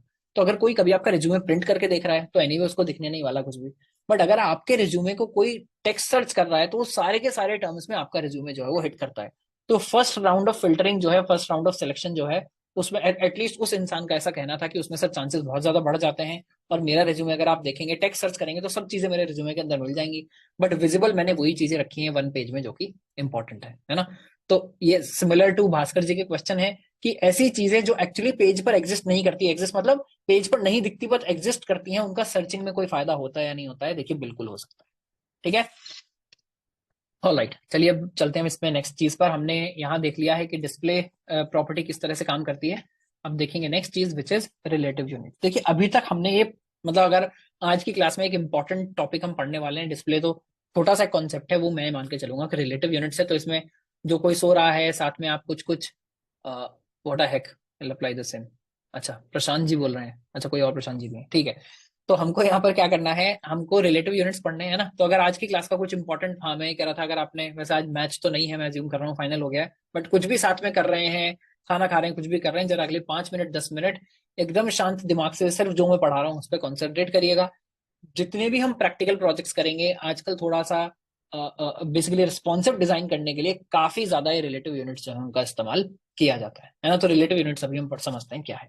तो देखिए अभी तक हम कौन कौन से यूनिट्स को देखते हैं। एक तो है पिक्सल, जो अभी तक हम हर जगह यूज करते आए हैं। ये क्या है, एब्सोल्यूट पिक्सल का वैल्यू, यानी उसके डिस्प्ले पर कितने पिक्सल हैं इस बात पर डिपेंड करेगा। यानी डिस्प्ले छोटा है, डिस्प्ले बड़ा है, और सिर्फ डिस्प्ले का साइज नहीं, रेजोल्यूशन क्या है, 720p डिस्प्ले है, 1080 डिस्प्ले है, 1440 डिस्प्ले है, टू बेसिकली जो जिसको 4K बोलते हैं, 2160 शायद होता है, 2160 डिस्प्ले। यानी जैसे हम अभी तक अपनी चीजों की क्या डिफाइन कर रहे हैं, विड्थ डिफाइन कर रहे हैं, हाइट डिफाइन कर रहे हैं, ऐसे आपके पूरे मॉनिटर में अगर हम उसको अंदर देखेंगे क्या होंगे, बहुत सारे ऐसे ग्रिड पिक्सल्स होंगे। तो कितने पिक्सल आपकी स्क्रीन में है, आपने अपना साइज पिक्सल में डिफाइन कर दिया, जितने पिक्सल का आपका यहाँ साइज होगा उतने पिक्सल में ये आ जाएगा। अभी तक हमने सिर्फ इसी को डिफाइन किया है। दूसरा एक इंपॉर्टेंट क्या है, आप डिफाइन कर सकते हैं percentages, a percent of parent. यानी आप क्या डिफाइन कर सकते हैं, परसेंटेज डिफाइन कर सकते हैं। ये एक्चुअली छोटी सी चीट शीट है, आपको बाद में याद रहे, इनको भी हम डीप में हर एक को पढ़ने वाले हैं। EM मतलब relative to the font size of the element, है ना। VH मतलब related to 1% of viewport का हाइट, यानी व्यू पोर्ट मतलब इस समय स्क्रीन में क्या विजिबल है उसके हिसाब से हो जाएगा। Rem relative to the font size of root element, इन दोनों में क्या है, relative to the view ports width, height और विड्थ है, और यहाँ फॉन्ट साइज होता है इमीडिएट आपका एलिमेंट या रूट एलिमेंट। अब इनको हम एक बार चलाकर देखेंगे, समझेंगे कि इनका एग्जैक्टली मतलब क्या है। सबसे पहली रिलेटिव यूनिट हमारे पास क्या आती है, सबसे पहली रिलेटिव यूनिट हमारे पास आती है परसेंटेज। परसेंटेज का क्या मतलब है? देखिए अभी तक हम जिस भी चीज की हाइट या विड्थ डिफाइन करते थे, किस चीज में डिफाइन करते थे? एब्सोल्यूट पिक्सल में। जब इसको परसेंटेज में डिफाइन करेंगे तो मजा कितना आएगा, एक बार देखिए। हम चलते हैं वापस अपने बेसिकली कोड की तरफ, और यहाँ डिस्प्ले इसका हमने नाम रखा है। मान लीजिए डिस्प्ले के अंदर ही में एक और फाइल बना लेते हैं जिसका नाम हम रख लेते हैं units.html, है ना। एक हमने बना लिया units.html, इसको मैं कर लेता हूँ कोड जनरेट। यहाँ हम बोल देते हैं, माफ कीजिएगा, यहाँ हम बोल देते हैं यूनिट्स, है ना। और इसको हम कर लेते हैं open with live server. Units तो खुल गया। अब यहाँ क्या करेंगे, यहाँ भी मान लीजिए हम एक बॉक्स बना लेते हैं और उसके अंदर बना लेते हैं टेक्स्ट, है ना। तो एक डिव बना लिया, इसको हमने दे दिया क्लास। निर्मला जी आप कुछ बोलना चाह रही हैं?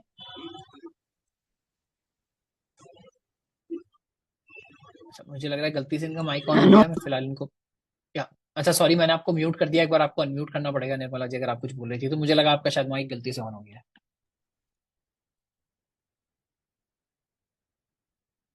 निर्मला जी अगर आप मेरी आवाज सुन पा रही हैं और कुछ बोलना चाह रही थी तो प्लीज एक बार माइक अनम्यूट कर लीजिएगा, अदरवाइज मैं जूम कर रहा हूँ कि शायद गलती से ही खुला था।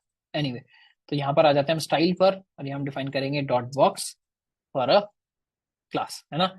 बॉक्स वन यहाँ पर आ गया। अब मैं देखिए यहाँ पर क्या करूंगा, पहले बैकग्राउंड कलर डिफाइन कर देते हैं जो सबसे इंपॉर्टेंट है, जिससे हमको दिख जाए कि चीज कितनी बड़ी छोटी है। मान लीजिए हमने क्या कर दिया, इसका कलर दे दिया स्प्रिंग ग्रीन, है ना, कोई बात नहीं, ठीक है। एक हम दे देते हैं इसका थोड़ा सा फॉन्ट साइज बड़ा कर लेते हैं, हमको क्लियरली चीजें दिखें। फॉन्ट साइज मान लीजिए हम इसका कर देते हैं 30 पिक्सल्स, है ना। और साथ साथ डिफाइन कर देते हैं हाइट, मान लीजिए 100 पिक्सल्स, और विड्थ भी 100 पिक्सल्स। अभी तक तो हम यही करते आए हैं, हर चीज में हमने मान लीजिए बॉक्स बना लिया, क्या किया, ये डिफाइन कर दिया। इसको थोड़ा सुंदर भी मैं कर दूं ताकि आपको क्लियरली दिख जाए चीजें। 10 पिक्सल कर लेते हैं, बॉक्स साइजिंग कर देते हैं हम इसका बॉर्डर बॉक्स, ताकि थोड़ा सा छोटा हो जाए।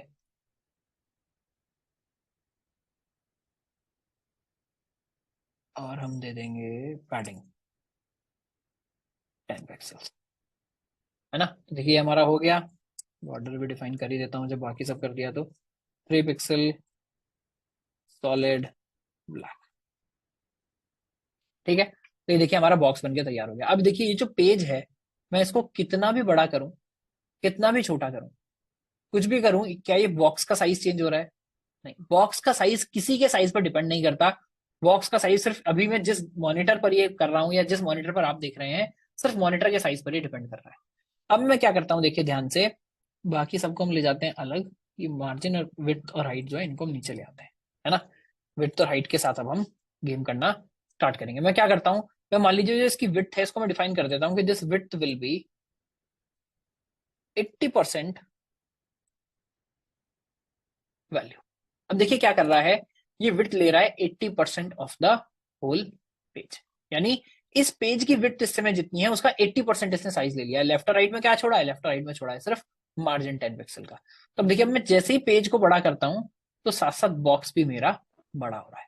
मैं इस पेज को कितना भी बड़ा कर लूं, हो क्या रहा है, हमेशा इस पेज का जो भी 80% है वो इस बॉक्स की विड्थ बनी हुई है। मैं इसको जितना छोटा कर लूं, ये कभी ऐसा नहीं होगा कि पूरे पेज पर आ जाए, ये हमेशा क्या करता रहेगा, छोटा होता रहेगा। देखिए इससे छोटा भी पेज मुझे करना अलाउ नहीं कर रहा है, तो मैं कितना भी कर लूं इसको, ये क्या करेगा, हमेशा 80% पर रहेगा। सेम चीज गोज विद हाइट। अगर मैं हाइट को मान लीजिए 50% ऑफ द पेज जो है वो असाइन करूं, तो परसेंट बाय डिफॉल्ट क्या होगा, उसके पेरेंट ने उसको जितना भी साइज दिया हुआ है। देखिए हाइट हमने सिर्फ दिया 50%, ये यहाँ पर बेसिकली ये देखेगा हाइट में एक्जैक्टली 50% नहीं चलेगा, क्योंकि ये देखेगा कितना बेसिकली मुझे यहाँ से मिल रहा है। एक बार मैं आपको इंस्पेक्ट करके दिखाता हूँ।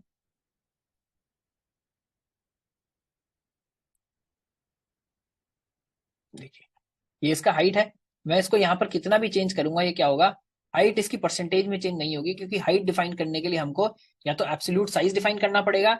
बेसिकली वर्टिकल पेज की ना कोई लिमिट नहीं होती, यानी जब आप वर्टिकली पेज देख रहे हैं तो उसमें क्या होता है, स्क्रॉल बार आने लगता है। इन जनरल हॉरिजॉन्टल में आप स्क्रॉल बार नहीं देखते हैं, वर्टिकल में आप स्क्रॉल बार देखते हैं। तो हाइट अगर मैं परसेंटेज में डिफाइन करूंगा तो क्या करेगा, बस अपना जो भी इसको कंटेंट के लिए हाइट चाहिए वही ले लेगा। बट अगर मैं विड्थ में डिफाइन करूंगा, देखिए विड्थ अगर मैं बड़ा छोटा करता हूँ, हाइट को फिलहाल हम यहाँ से हटा देते हैं, हाइट को परसेंटेज में लगाने का कोई भी फर्क नहीं पड़ रहा है। बट अगर मैं विड्थ को परसेंटेज में छोटा करना चाहूँ तो देखिए विड्थ परसेंटेज में छोटा होता जाएगा, इसी तरह बड़ा होता जाएगा। और सिर्फ ये आप जो बेसिकली जो साइजेस हैं ये आप परसेंटेज में डिफाइन नहीं कर सकते।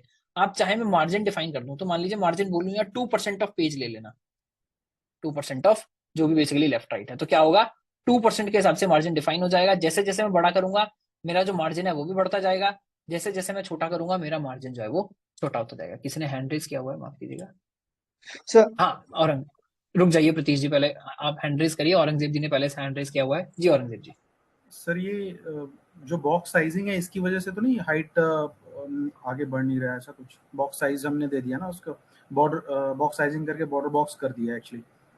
ओके तो अगर इसको हटा दें देन फिर हाइट प्लस माइनस करें तभी भी वैसे ही रहेगा, बिल्कुल। क्योंकि मुझे देखिए लगा बॉक्स साइजिंग, बॉक्स साइजिंग सिर्फ इतना डिफाइन कर रहा है कि जो भी आप मार्जिन डिफाइन, सॉरी जो भी आप पैडिंग डिफाइन करते हैं और जो भी आप बॉर्डर डिफाइन करते हैं वो हाँ, सिर्फ आपका उसमें जो भी आपने लिमिट, साइज डिफाइन किया है उसके अंदर आएगा या बाहर आएगा, बस। हाँ वही मुझे लग रहा था कि उसको लिमिट कर दिया है, फिर हम इधर हाइट कर रहे हैं एडजस्ट, तो इसलिए नहीं बढ़ रहा। नहीं ये देखिए पहले से होता है, क्योंकि हाइट में अगेन कोई लिमिट नहीं होती। जनरली पेज आप कहाँ स्क्रॉल करते हैं, जनरली पेज आप सारे के सारे वर्टिकली स्क्रॉल कर रहे होते हैं। बिल्कुल तो यहाँ पर हम आगे चल के देखेंगे इसको डिफाइन, अगर आप पेज की साइज में भी डिफाइन करना चाह रहे हैं तो VH उसका तरीका है जो हमने दूसरा पढ़ा था ना।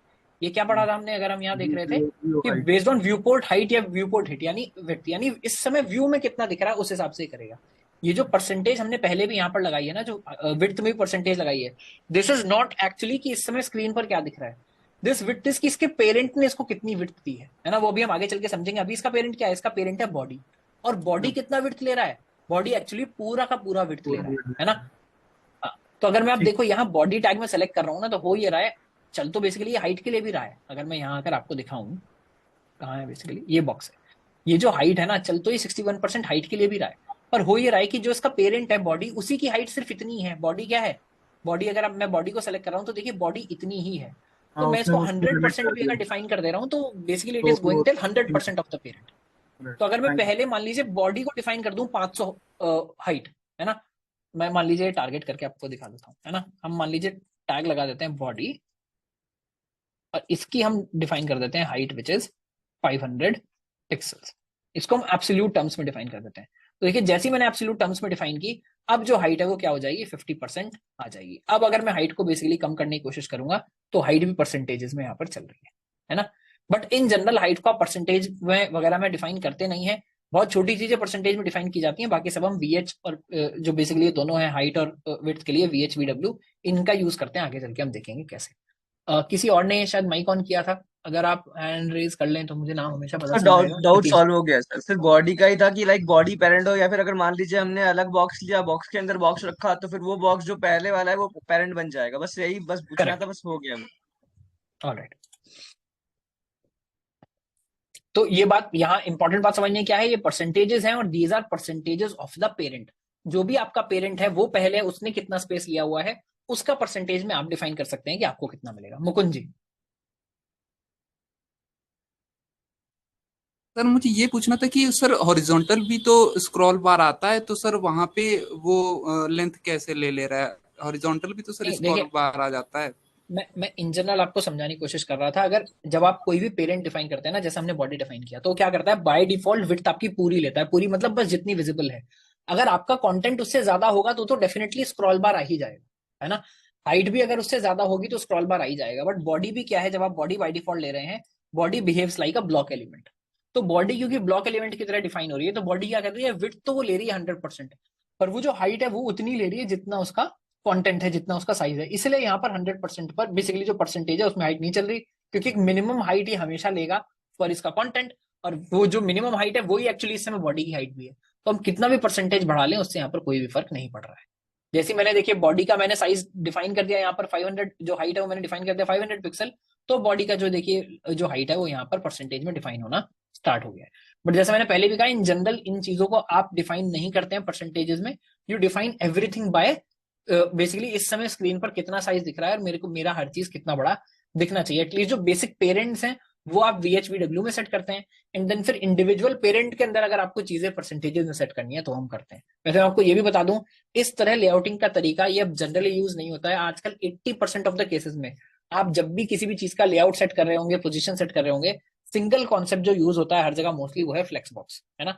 एक क्लास हम पूरी फ्लेक्स बॉक्स पर करेंगे एटलीस्ट, अगर उससे ज्यादा करनी होगी तो ज्यादा भी करेंगे, क्योंकि आगे चल के हम जो प्रोजेक्ट्स भी कर रहे होंगे सब में जो बेसिकली चाहे वो हमको रेस्पॉन्सिव बनाना है चीजों को, कि एक चीज बेसिकली अपने आप जब हम छोटा करें तो जो लाइन से मान लीजिए यहाँ पर बॉक्स लगे हुए हैं वो अपने आप एक के नीचे एक आने लगे, कोई फोन में देख रहा है, तो ये सब चीज हम फ्लेक्स बॉक्स में पढ़ने वाले हैं आगे चल के।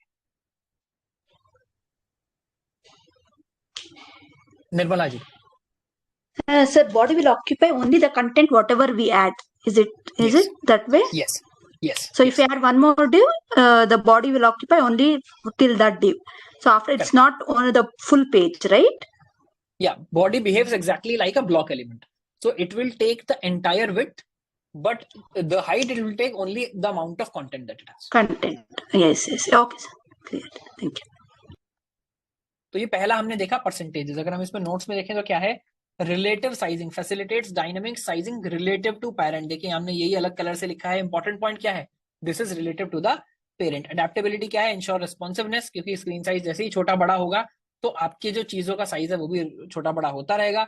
एंड ये क्या है, आप क्विकली जो हाइट और विड्थ है वो चीजों को परसेंटेज के हिसाब से, यानी अगर आप अपने पेरेंट का कोई एक स्पेसिफिक एरिया हमेशा ऑक्यूपाई करके रखना चाहते हैं तो वो आप यहाँ से ऑक्यूपाई कर सकते हैं, है ना।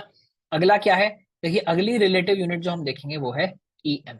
EM का क्या मतलब है, relative unit size relative to the parent elements font size. यानी आप यहाँ पर क्या डिफाइन कर सकते हैं कि जनरली देखिए लेआउटिंग किस हिसाब से होती है। आप पहले जैसे हमने जब हम सिमेंटिक टैग्स देख रहे थे तब भी देखा था, आप अपने पेज को पहले मोटा मोटा बड़े बड़े कंपोनेंट्स में डिवाइड करते हैं कि यहाँ मेरा हेडर आएगा, यहाँ मेरा मेन आएगा, यहाँ मेरा फुटर आएगा। फिर मेन को आप डिवाइड करते हैं।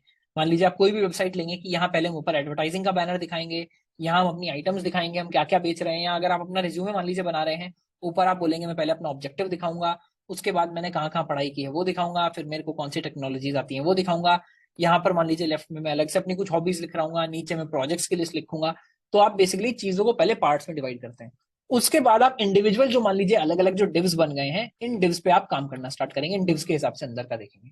तो आप बेसिकली ये रिलेटिव यूनिट क्या है कि आप मान लीजिए किसी सेक्शन की कोई हेडिंग का साइज डिफाइन करके आए हैं, तो आप क्या कर सकते हैं, उस साइज के बेस पर बाकी सबका साइज उससे छोटा उससे छोटा उससे छोटा डिफाइन करते जा सकते हैं। एंड बाद में वो जो हेडिंग है उसका साइज आप देख सकते हैं, आपको परसेंटेज के हिसाब से डिफाइन करना है, एब्सोल्यूट डिफाइन करना है। तो आपको हर चीज हमेशा पेज के रिस्पॉन्स में नहीं देखनी होती। आप क्या कर सकते हैं, एक मेरे सेक्शन का मान लीजिए मैंने एक पॉइंट बना लिया कि भाई ये है, इसका जो भी फॉन्ट साइज है, इसके जितने भी बच्चे हैं उन सब में क्या होगा, इसी के रिलेटिव में फॉन्ट साइज बड़ा या छोटा मैं हमेशा करता जाऊंगा। तो ये उस जगह पर जो जनरली आपका लेआउटिंग का तरीका होता है उसमें बहुत ज्यादा काम आता है। एक बार मैं यहाँ पर एग्जांपल देख लेता हूँ, उसके बाद सिमिलर एग्जांपल हम आपको करके दिखाएंगे। क्या पहले यहाँ अगर हम देखें, देखिए बॉडी के अंदर हमने क्या लिया है, बॉडी बस डायरेक्टली लिखा हुआ है ऐसे ही। उसके बाद हमने क्या किया, एक डिव बनाया जिसके अंदर हमने लिख लिया फर्स्ट, उसके अंदर एक और डिव बनाया जिसके अंदर लिख लिया हमने सेकंड। यानी यहाँ क्या है, बॉडी मान लीजिए ग्रैंड पेरेंट है, बॉडी के अंदर फर्स्ट है, फर्स्ट के अंदर सेकंड है। अब हम आ जाते हैं, हमने CSS क्या अप्लाई किया, बॉडी में हमने फॉन्ट साइज बोल दिया कि बॉडी का फॉन्ट साइज है 100 पिक्सल्स, है ना। और जो फर्स्ट है उसका फॉन्ट साइज हमने बोल दिया 25 पिक्सल्स। अब जब हम उसके बाद सेकंड में क्या बोल रहे हैं, 2EM। 2EM का क्या मतलब है, मेरा इमीडिएट पेरेंट, मेरे इमीडिएट पेरेंट का साइज क्या है, तो इमीडिएट पेरेंट का फॉन्ट साइज क्या है 25 पिक्सल्स। तो 2EM का मतलब हुआ मेरा साइज हो जाना चाहिए 50 पिक्सल्स। तो देखिए फर्स्ट से सेकंड जो है वो एब्सोल्युटली दुगना बड़ा है ना। एक बार हम इसको चला के भी देख लेते हैं अपने यूनिट्स में। हम यहाँ आ जाते हैं, मान लीजिए बॉक्स 1 देखिए हमारे पास यहाँ पर ऑलरेडी डिफाइंड है ना। मैं यहाँ इसके अंदर एक बॉक्स 2 भी डिफाइन कर लेता हूँ।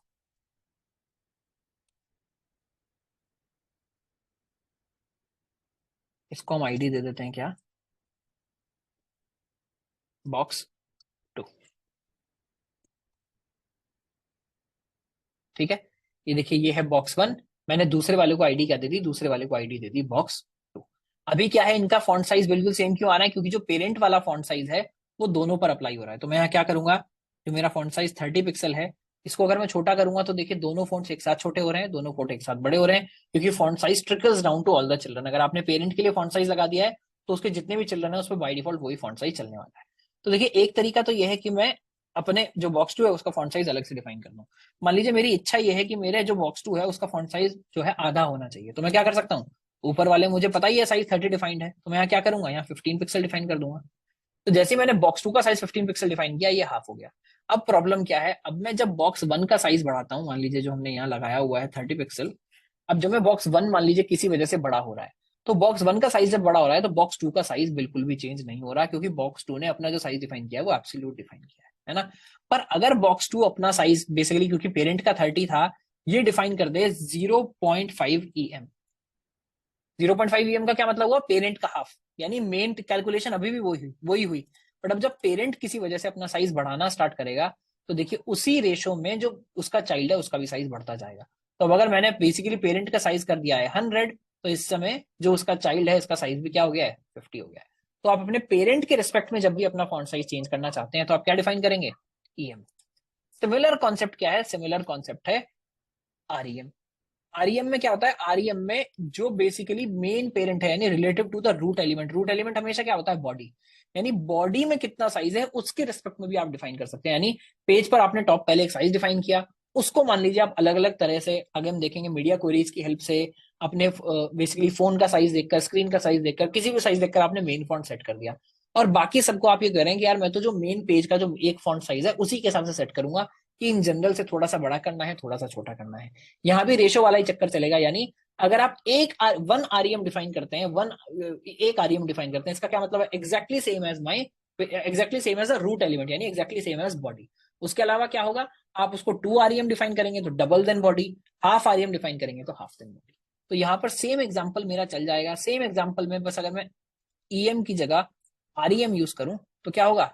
अभी देखिए यहाँ बहुत छोटा हो गया है क्योंकि हमने एक्चुअली यहाँ पर अभी जो पेरेंट है उसके लिए कुछ भी डिफाइन किया ही नहीं है ना। बॉडी के लिए हाइट तो हमने डिफाइन की थी, पर बॉडी के लिए हमने क्या डिफाइन नहीं किया, फॉन्ट साइज। तो मान लीजिए आप बॉडी के लिए हम कोई फॉन्ट साइज डिफाइन कर देते विच वाज 50 पिक्सल्स, है ना। तो देखिए जैसे हमने बॉडी के लिए फॉन्ट साइज डिफाइन कर दिया, अब मैं क्या करता हूँ, बॉडी के अंदर आकर भी यहाँ कुछ टेक्स्ट हम लिख लेते हैं, मान लीजिए इसका नाम हमने रख लिया बॉडी, है ना। तो बॉडी का हमने साइज डिफाइन कर दिया, ये हमको दिखा क्यों नहीं, अच्छा सॉरी ऊपर निकल गया है ना। तो बॉडी का हमने साइज डिफाइन कर दिया, क्या यहाँ हमने डिफाइन कर दिया, इसकी जो हाइट है मैं इसको फिलहाल हटा लेता हूँ बॉडी की, कि अननेसेसरीली पेज को बड़ा कर रही है ना। तो बॉडी आ गया ऊपर, कितना इंस्पेक्ट करके देख लेते हैं, बॉडी का साइज हमने डिफाइन कर दिया है कितना, 50 पिक्सल, है ना। अब अगर मैं बॉडी का साइज चेंज कर रहा हूं तो किसी का भी साइज चेंज नहीं हो रहा है, सिर्फ बॉडी का साइज चेंज हो रहा है, क्योंकि बॉडी के रिस्पेक्ट में किसी ने डिफाइन नहीं किया। बट अच्छा सॉरी, डिफाइन तो किया है, एक सेकंड रुक जाइए, हम ऑलरेडी बॉक्स 2 का साइज REM डिफाइन कर चुके हैं। अच्छा सॉरी, मैंने शायद स्पेस नहीं दिया या तो शायद इस वजह से गड़बड़ हो रही थी। अभी मैंने देखिए इसको क्या डिफाइन कर दिया है, 0.5 REM। अब जब मैं जो मेरी बॉडी है उसका साइज में चेंज करूंगा तो जैसे जैसे मैं बड़ा कर रहा हूँ, नहीं अभी भी चेंज नहीं हुआ है, वेट कीजिए, मैंने कुछ तो गड़बड़ की है। बॉडी हमने डिफाइन किया पूरा, देन हमने डिफाइन किया box, font size is 30 pixels, font size is 50 pixels. Sir अगर हम बॉक्स 1 बॉक्स 2 को दोनों को अलग अलग बॉर्डर दे देंगे ना सर, तो ज्यादा अच्छे से पता चल जाएगा, क्योंकि फिर हम अगर उसको पेरेंट बॉर्डर उसके हम REM यूज कर रहे हैं तो रूट एलिमेंट हमारा बॉडी है इस टाइम पे, तो सर उस हिसाब से फिर बॉक्स 2 ले लेगा, कवर कर लेगा सर, अगर हम बॉर्डर दे देंगे तो। इस फॉन्ट साइज तो खैर हमको दिख ही रहा है कि उससे बड़ा नहीं हो रहा है वो। Let me just check, box 2 पे एक बार जाके हम इंस्पेक्ट करते हैं। सर बॉक्स 1 का आपने ग्रेटर देन से बंद नहीं किया, ग्रेटर देन क्या बंद नहीं किया,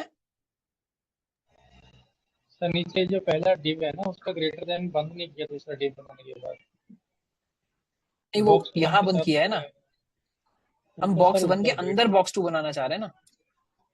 तो सर 1 के साथ बंद करना था ना उसको। नहीं फिर तो बॉक्स 1 और बॉक्स 2 भाई भाई हो जाते हैं। हम यहाँ पर इनमें पेरेंट चाइल्ड रिलेशनशिप स्टैब्लिश करना चाह रहे हैं ना। मान लीजिए मैं टेक्स्ट ही चेंज कर देता हूँ अगर हमको कंफ्यूजन हो रहा है, इसका मान लीजिए हम नाम रख देते हैं ग्रैंडफादर या रूट एलिमेंट, है रूट बेटर नाम है, रूट एलिमेंट। पहले बॉक्स का हम नाम रख देते हैं पेरेंट, माफ कीजिएगा पेरेंट, एंड देन जो बॉक्स अंदर है इसका नाम हम रख देते हैं चाइल्ड। देखिए मैंने इसके अंदर रखा है इसलिए चाइल्ड अंदर भी आ रहा है। अगर आप जहां कह रहे हैं मैं वहां इसको इमीडिएटली बंद कर दूंगा तो क्या होगा, चाइल्ड पेरेंट के बाहर आएगा, यानी अभी क्या होगा, ये सेम लेवल पर हो गए, ये हो जाएंगे भाई भाई, है ना। हमको इनको भाई भाई नहीं बनाना है, हमको इनमें पेरेंट का और चाइल्ड का रिलेशनशिप जो है वो स्टैब्लिश करना है ना। मैं एक बार चेक कर लेता हूँ, there must be something basic that I am missing. Font size is 50 pixels, यहाँ पे फॉन्ट साइज इज 30 पिक्सल्स, यहाँ पे फॉन्ट साइज हमने दिया है 0.5 REM। एक बार मैं सिंटेक्स चेक कर लेता हूँ, हम कुछ भी डिफाइन कर सकते हैं, फॉन्ट साइज इज अच्छा, यहाँ शायद मैं जो बॉडी बोल रहा हूँ, बॉडी की जगह हमको रूट एलिमेंट के लिए क्या डिफाइन करना पड़ेगा, ये यूनिवर्सल डिफाइन करना पड़ेगा। आई थिंक उसके बाद ये चलेगा। यस, सॉरी, मैं ये मैं ये मिस हाँ, मैं ये थोड़ा सा मिस कर गया। मैंने यहाँ क्या बताया आपको कि root element will be, Digambar ji आप हैंड रेस कर रहे हैं। अच्छा, मैंने आप नहीं सर, वही था एक्चुअली कि उसको रूट एलिमेंट में डिफाइन करना चाहिए था, बॉडी में डिफाइन किया। हाँ करेक्ट। तो रूट एलिमेंट मींस जो हमारा ग्लोबल सेलेक्टर है वो, यानी ये हम बोल रहे हैं कि पूरे पेज के लिए हमको ये साइज डिफाइन करना है, उसके बाद आप उसके रेस्पेक्ट में अपना साइज जो है वो चेंज कर रहे हैं, है ना। तो क्योंकि पूरे पेज का 50 पिक्सल था, जब हमने 0.5 रेम डिफाइन किया तो ये क्या हो गया, इस समय 25 पिक्सल हो गया है। अगर मैं मान लीजिए इसको 0.1 रेम कर दूं तो ये क्या हो जाएगा, 5 पिक्सल हो जाएगा। अगर मैं इसको 1 रेम ही छोड़ दूं तो ये क्या हो जाएगा, एग्जैक्टली सेम एज रूट हो जाएगा, है ना। तो जो यहाँ पर रूट एलिमेंट है, रूट एलिमेंट में आप पहले जो भी एक बार फॉन्ट साइज डिफाइन कर दें, मोस्टली जगह पर ये 2-3 ही प्रॉपर्टीज हैं जो रूट में आप डिफाइन करते हैं। क्या, आप मार्जिन पैडिंग जनरली 0 करते हैं। एक कोई अगर आपको फॉन्ट स्टाइल डिफाइन करना है, यानी फॉन्ट फैमिली जो हम देख कर आए थे, फॉन्ट फैमिली आप रूट में डिफाइन करते हैं। उसके अलावा एक साइज आप फॉन्ट का रूट में डिफाइन करते हैं। उसके अलावा रूट में या बेसिकली जो ग्लोबल सेलेक्टर जिसकी हमने बात की, उसमें ज्यादा चीजें आप डिफाइन करते नहीं है। और फिर एक बार आपने पेज में बोल दिया, मान लीजिए आपके रिज्यूमे का भी अगर हम देखेंगे तो एक जनरल फॉन्ट साइज होता है कि मैं फॉन्ट साइज 14 में बनाऊंगा पूरा रिज्यूमे जनरली, बट हेडिंग्स को मैं थोड़ा सा बड़ा कर दूंगा। कहीं मेरे को डिक्लेरेशन एक छोटा सा नीचे देना है, उसको मैं थोड़ा छोटा कर दूंगा। लेस इंपॉर्टेंट पॉइंट है, थोड़ा सा छोटा कर दूंगा। बट बाकी साइज मेरे पेज का जो इन जनरल होगा, मान लीजिए 14 पिक्सल्स होगा। तो वो उसी तरह से है कि आप एक पहले इन जनरल साइज डिफाइन कर देंगे। मान लीजिए मैंने बोल दिया कि भाई मेरा पूरा पेज क्या होगा, 14 पिक्सल्स का होगा। पर उसके बाद अगर कहीं मेरे को हेडिंग डिफाइन करना है, देखिए जो बॉक्स है इसमें भी हम आरईएम के बेसिकली सेंस में ही डिफाइन कर सकते हैं। क्या, मान लीजिए यहाँ मैं डिफाइन कर देता हूँ 2 रैम। तो मैंने बोल दिया 2 रैम, तो क्या होगा, ये मेरा 14 पिक्सल है, ये मेरा हो गया 28 पिक्सल, और ये हमने 1 रैम में डिफाइन किया है तो ये भी रह गया 14 पिक्सल। या मान लीजिए इसको मैं थोड़ा सा छोटा कर देता हूँ 0.8, तो ये थोड़ा सा छोटा हो गया। अब होगा क्या, अगर मैं जो रूट एलिमेंट है इसका साइज बढ़ाना शुरू कर दूंगा तो देखिए सबका साइज उसके हिसाब से बड़ा या छोटा हो रहा है ना। तो ये हमारा हुआ आरईएम। आरईएम क्या है, facilitates dynamic sizing related to the root element. इसी तरह से और 2 रिलेटिव यूनिट क्या है जिनकी अभी हमने बात की थी, उनका नाम है VH और VW, है ना। VH और VW क्या करते हैं, यहां पर अब देखिए हो रहा है कि व्यू पोर्ट यानी इस समय कितना यूआई विजिबल है, उसके हिसाब से आप यहाँ पर ये है काइंड ऑफ रेशो परसेंटेज, यानी 100 VH क्या होगा, 100 VH will be all of the viewport height, यानी all of the viewport height. 90 VH is 90% of the, माफ कीजिएगा सेम रेड है, 90% of the viewport width. तो ये क्या है, these are units based on view ports width और हाइट फॉर रेस्पॉन्सिव डिजाइन, है ना। तो यहाँ क्या हो रहा है, आप देखिए हमने यहाँ स्टाइल डिफाइन किया है किसी भी एक एलिमेंट के लिए, और हमने क्या किया उसके बेसिकली, अब यहाँ पर हम पेरेंट नहीं बोल रहे हैं, हम ये बोल रहे हैं जितना भी यूआई विजिबल है, जितना भी पेज विजिबल है, उसके हिसाब से व्यू पोर्ट के हिसाब से आप इसको सेट कीजिए। एक बार इसको चलाकर देख लेते हैं। एक मान लीजिए मैं यहाँ नया डिव बना लेता हूँ और इसका हम रख देते हैं नाम box3, और आईडी भी इसको दे देते हैं क्या, box3, है ना।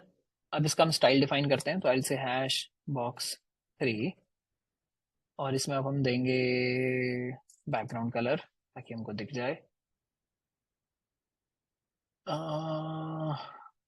Dark olive green. ऑलराइट, तो ये हमने दे दिया बैकग्राउंड कलर। इसमें थोड़ा सा फॉन्ट इसका बड़ा कर देते हैं, फॉन्ट सही, या थोड़ी सी चीजें मैं कॉपी कर लेता हूँ ऊपर हमारी क्लास से, वैसे तो सेम क्लास भी इसमें अप्लाई कर सकते हैं, पर मैं दे देता हूँ margin, box sizing, padding and border. तो क्या हुआ, box3 हमारा फिलहाल इतना बड़ा हो गया। अब मैं क्या करता हूँ, अब मैं इसकी हाइट और विड्थ डिफाइन करता हूँ। तो मान लीजिए विड्थ मैंने डिफाइन कर दिया कितना, 80 व्यू पोर्ट विड्थ, तो मैंने डिफाइन कर दिया 80 VW। तो ये भी क्या चलेगा, देखिए विड्थ के केस में ये काइंड ऑफ इस समय यहाँ परसेंटेज के हिसाब से चलेगा, क्योंकि व्यू पोर्ट विड्थ क्या है, व्यू पोर्ट विड्थ और जो इन जनरल अभी पेरेंट की विड्थ थी वो एक्जैक्टली सेम है। तो वहां पर हम 80% बोल रहे थे, यहाँ हम 80 VW बोल रहे हैं, बट ये दोनों सेम तरह से चलेंगे। बट अब जब मैं यहाँ हाइट डिफाइन करूंगा और हाइट में बोलूंगा 10 VH, तो क्या होगा, अब देखिए इसने 10% ऑफ पूरा जितना इस समय पेज विजिबल है उतना कर दिया है। मैं जैसे ही जो टूल्स है हमारे इनको बंद करता हूँ, देखिए पेज की हाइट इतनी बढ़ जाती है, उसका इसने 10% यहाँ पर बढ़ा लिया है। अभी अगर मैं इसको कर दूं मान लीजिए 60% ऑफ व्यू पोर्ट हाइट, तो क्या करेगा, देखिए 60%, यानी इस समय यहाँ से यहाँ तक जितना भी विजिबल है उसका इसने 60% यहाँ पर कैप्चर कर लिया है। इसको अगर मान लीजिए मैं छोटा करने की कोशिश करूं, मैं जैसे जैसे पेज को छोटा करता जाऊंगा, देखिए इसकी हाइट भी जो है वो कम होती जाएगी। अभी भी क्या ले रहा है, 60% ऑफ VH ये लेता रहेगा। अभी क्या हुआ देखिए, बाहर चला गया, कैसे स्क्रॉल बार आ गया, क्योंकि अभी बाकी चीजें उससे ज्यादा स्पेस ले रही हैं। इसका अभी भी विजिबल जितना है उसका 60% ही लिया है इसने, बट बाकी चीजों ने क्योंकि वीएच के रिस्पेक्ट में डिफाइन नहीं किया था, तो क्या करा उन्होंने, वर्टिकल स्क्रॉल बार लगा दिया। इसको एक बार अगर मैं आपको फोन पर चलाकर दिखाऊं कि फोन पर ये कैसा चलेगा, तो हम यहाँ क्या करते हैं, यहाँ से सेलेक्ट कर लेते हैं, मान लीजिए आईफोन एसई, है ना। मैंने इसको कर दिया आईफोन एसई, थोड़ा सा बड़ा करके आपको दिखाएंगे। अच्छा, बड़ा हो नहीं रहा है यहाँ से पिक्सल्स के हिसाब से, ये रहा। हाँ, तो ये इस समय आईफोन एसई पर बिल्कुल ऐसा दिख रहा है, क्योंकि क्या है, पिक्सल्स बहुत छोटे हैं, हमने बॉक्स यहाँ पर इतना बड़ा कर दिया है, तो देखिए इतना बड़ा है यहाँ पर आईफोन एसई में दिख रहा है। अगर मैं इसको रिस्पॉन्सिव कर दूं और क्या करूं, हाइट को अपना छोटा करना स्टार्ट कर दूं, तो जैसे बेसिकली उसके लिए दिख रहा था इसी तरह से फोन पर भी दिखेगा। मैं परसेंटेज चाहे जितनी बड़ी कर दूं, मान लीजिए 200% हमने कर दिया, तो भी जैसे ही मैं बेसिकली छोटा कर रहा हूं, तो देखिए पूरा का पूरा यूआई क्या है, छोटा होता जा रहा है विद माई व्यू पोर्ट में इस समय कितना विजिबल है ना। तो इसको मैं वापस कर देता हूँ 100 पे, या अगर मैं टूल्स बंद करूंगा तो एनीवे खत्म हो जाएगा। तो इससे हम देखेंगे कि देखिए दो चीज है, जो रिस्पॉन्सिव डिजाइन आपको बनाना होता है उसमें मेनली दो चीजें होती हैं। पहला क्या, पहला ये कि बहुत सारी चीजें जो आपने वर्टिकली लगाई हैं, उन सॉरी हॉरिजॉन्टली लगाई हैं, उनको जब आप फोन में देखते हैं तो क्या होता है, वो वर्टिकल दिखने लगता है। वर्टिकल आप उन चीजों को अरेंज कर देते हैं। जैसे कि सेम पेज में मान लीजिए मैंने मिंत्रा का अगर मैं खोलूंगा, मैंने 4 आइटम्स लेफ्ट टू राइट लगाई है ना, या मान लीजिए मैं आपको खोल कर दिखाता हूँ, मिंत्रा हम देखते हैं, मिंत्रा.com, तो यहाँ देखते हैं कोई ऐसा पेज जहां पर डायरेक्टली चीजें दिख रही हो। तो मान लीजिए मेंस का हम खरीदना चाहते हैं जीन्स, है ना। तो देखिए अभी यहाँ पर चीजें क्या दिख रही हैं, अभी एक रो में मुझे दिख रही है 5 आइटम्स। अगर मेरी स्क्रीन और बड़ी हो, तो इन्होंने क्या किया, 5 आइटम अभी मैक्सिमम रखा है। मुझे वैसा लग रहा था बढ़ जाएगा टू बी ऑनेस्ट, बट देखिए इन्होंने क्या किया, लेफ्ट और राइट में स्पेस छोड़ दिया कि मैं एक बार में 5 आइटम से ज्यादा नहीं दिखाऊंगा। बट अगर मेरी स्क्रीन छोटी हो तो देखिए क्या हुआ, जैसे ही स्क्रीन एक लिमिट से छोटी हुई, इन्होंने क्या किया, 4 आइटम कर दिए। मैं और छोटा कर दूं तो 3 आइटम कर दिए, और छोटा कर दूं तो 2 आइटम कर दिए, और छोटा कर दूं तो एक ही आइटम कर दिया, है ना। और छोटा किया तो देखिए क्या हुआ, ये इनका बग है। देखिए मेन मिंत्रा की वेबसाइट पर ऐसा हो रहा है, क्या हो रहा है, देखिए चीजें जो है वो मेन्यू के ऊपर, मेन्यू के पीछे आ गई है, मेन्यू के ऊपर चढ़ गई है। तो ये क्या है, this is not a good responsive, basically यहाँ पर रिस्पॉन्स जो है वो ठीक से नहीं हो रहा। बट आपको समझ आया इसने क्या किया, ऐसा नहीं कि आइटम ये दिखा नहीं रहा है, देखिए हॉरिजॉन्टली कोई स्क्रॉल बार इसने नहीं लगाया है, जैसे ही मैंने पेज को छोटा किया है उन्हीं आइटम्स को आगे मूव करता जा रहा है। तो एक तो हुआ ये साइज, और दूसरा साइज क्या होता है, दूसरा साइज ये होता है कि इंडिविजुअल चीज का भी आप साइज छोटा बड़ा कर रहे हैं, है ना। जैसे मान लीजिए ऊपर की बार है या कोई और चीज है जिसको आप क्या करेंगे, छोटा बड़ा करेंगे। तो मैं आपको बताने की कोशिश कर रहा हूँ कि ये वाला जो हिलाना है ये आप कम से कम करते हैं, है ना। अगर मेन एक हेडिंग है, मेन टेक्स्ट है, उसका आप साइज बहुत थोड़ा बहुत वेरी करेंगे बेस्ड ऑन की मेरी स्क्रीन साइज क्या है।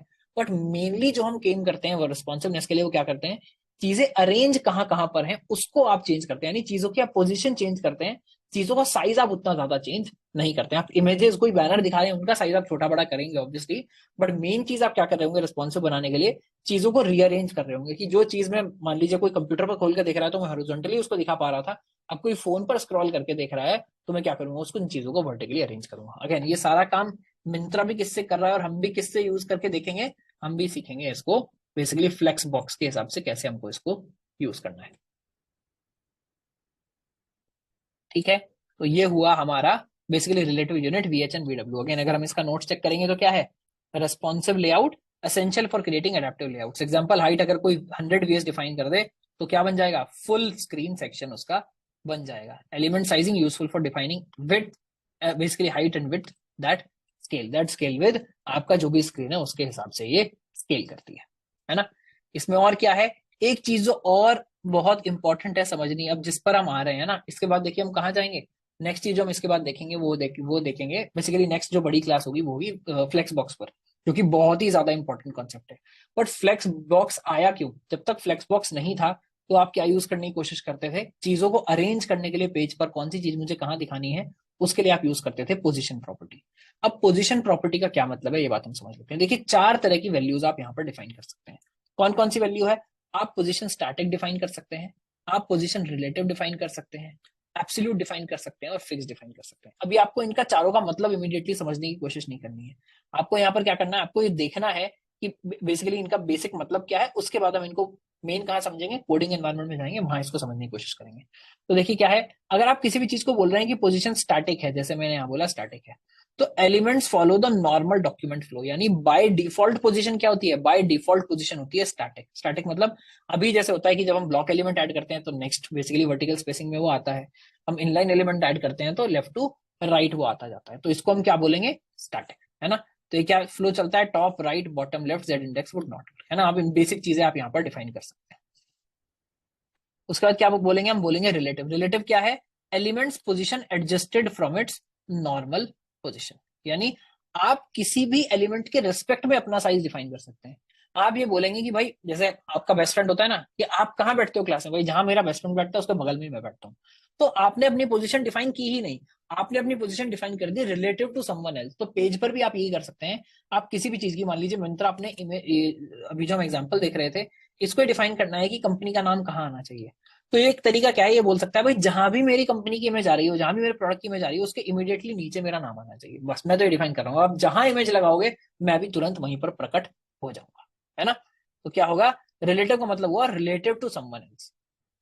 एब्सोल्यूट का क्या मतलब है, एब्सोल्यूट का मतलब है कि आप पोजीशन डिफाइन करते हैं, बेसिकली पेज के फ्लो से आप बाहर आ जाते हैं, है ना। यानी positions element related to the nearest position ancestor, यानी आपका जो भी एंसेस्टर है, यानी आपका जो भी पेरेंट है, आप ही बोलते हैं जहां से वो शुरू हुआ है, मुझे उससे 10 पिक्सल इधर 20 पिक्सल इधर शो करना, है ना। तो ये काइंड ऑफ रिलेटिव नहीं है, बट ये आपके पेरेंट्स है। रिलेटिव आप किसी से भी डिफाइन कर सकते हैं, ये आपकी ओरिजिनल पोजीशन जो आती है उसके हिसाब से आप डिफाइन करते हैं, कि अगर मैं ओरिजिनली यहाँ पर आ रहा होता तो उसके हिसाब से एब्सोल्यूट यहाँ पर आना चाहिए। और फिक्स का क्या मतलब है, आप पेज के फ्लो से बाहर निकल जाते हैं, आपकी पोजीशन हमेशा फिक्स रहती है। फिक्स पोजीशन किस टाइप की चीज होती है, जो आप कितना भी स्क्रॉल करें पर वो जाती नहीं कहीं पर, जैसे कि आपका हेडर है ना। हेडर क्या है, हेडर ने इतना स्पेस लेकर रखा हुआ है, इसको नॉर्मल पेज से कोई मतलब ही नहीं है, चीजें आ रही हैं उसके नीचे से निकल जा रही हैं, वो आए कोई ना आए, जो मेरा हेडर है वो बिल्कुल भी चेंज नहीं हो रहा। ये अगर आप केजी कोडिंग का भी एग्जांपल लेंगे, अगर हम केजी कोडिंग पर जाएं, kgcoding.in, तो यहाँ पर देखिए नीचे हम क्या दिखाते हैं, खुलेगी नहीं है कभी, www.kgcoding.in, देखिए आप खुल गई। तो देखिए यहाँ क्या है, नीचे एक आपको दिख रहा है व्हाट्सएप का एक यहाँ पर आइकन आ रहा है ना। अब अगर मैं पेज को स्क्रॉल कर रहा हूँ, कुछ भी कर रहा हूँ, ये आइकन यहाँ से हट नहीं रहा, तो ये क्या है, दिस इज पोजीशन फिक्स्ड, यानी इसने अपनी पेज पर पोजीशन जमा ली है। ये क्या होता है, जनरली जैसे ही कोई भी अपनी पोजीशन जमाता है, वो पेज के फ्लो से पेज में वो जगह उसको मिलती ही नहीं है, वो क्या होता है, हमेशा एक लेवल ऊपर आ जाता है, वो हमेशा ऊपर रहेगा, बाकी चीजें अपना आती रहेंगी जाती रहेंगी, उसकी पोजीशन हमेशा फिक्स्ड रहेगी, है ना। मेन हम इसको कहाँ समझेंगे, जब हम कोड एग्जीक्यूट करेंगे, हम यहाँ एक बार इसको समझने की कोशिश करेंगे। तो ये क्या है, अगर फिक्स्ड की हम बात करें, element position relative to the viewport does not move on scroll. जैसे अभी हमने देखा, हम पेज को कितना भी मूव करें, ना हेडर मूव हो रहा है, ना उसका जो बेसिकली हमारा व्हाट्सएप वाला आइकन था ना वो मूव हो रहा है ना। तो एक बार इनको सबको इंप्लीमेंट करके देखते हैं कैसे। यहाँ हमने एक छोटा सा आपको एग्जाम्पल यहाँ बनाकर दिखाया ताकि हमको सारी की सारी चीजें समझ आ जाएं। सिमिलर एग्जाम्पल हम यहाँ पर बनाकर देखेंगे और देखेंगे कि यहाँ हमने सारी की सारी चीजें कैसे सेट की है ना। तो यहाँ देखिए हमने डिव में बेसिकली पहले height width background colour border margin set कर दिया है ताकि सारी की सारी इमेजेस हमको दिख जाएं। पहले की पोजीशन स्टैटिक रखी है तो वो बेसिकली अपनी स्टैटिक पोजीशन पर है, फिर रिलेटिव, फिर फिक्स्ड, फिर बेसिकली एब्सोल्यूट। तो यही मैं काम यहाँ करने की कोशिश करता हूँ, है ना। इसके लिए अच्छा होगा कि हमें नया फाइल ही बना लें। तो मैं यहाँ एक नया फाइल बना लेते हैं, क्या, पोजीशन .html। यूनिट्स को मैं कर देता हूँ बंद, स्टार्ट कर लेते हैं।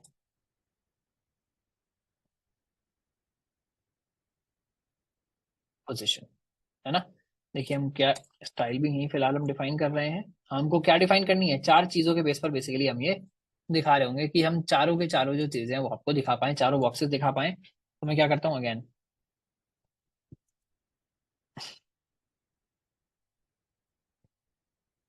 हमको क्या डिफाइन करना था, मान लीजिए box 1,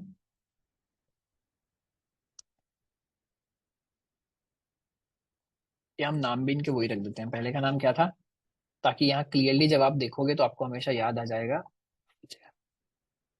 static relative absolute and fixed, है ना। तो static relative absolute fixed,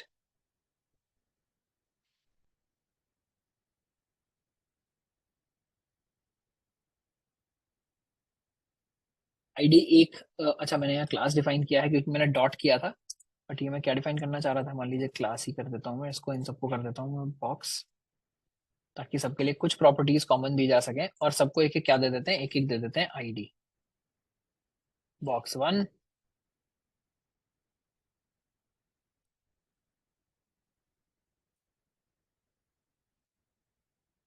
box 2, box 3, box 4।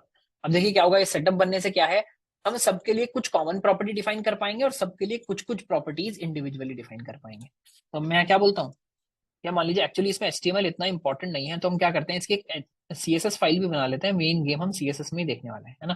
तो जो डिस्प्ले मेरा फोल्डर है, इसके अंदर मैं एक स्टाइल्स फोल्डर बना लेता हूँ, और इसके अंदर मैं एक नई फाइल बना लेता हूँ, क्या, position.css, और इसको हम कर लेंगे इंक्लूड वाया लिंक। अब हम आ जाते हैं अपनी CSS फाइल में। मेन सारा खेल यही होना है।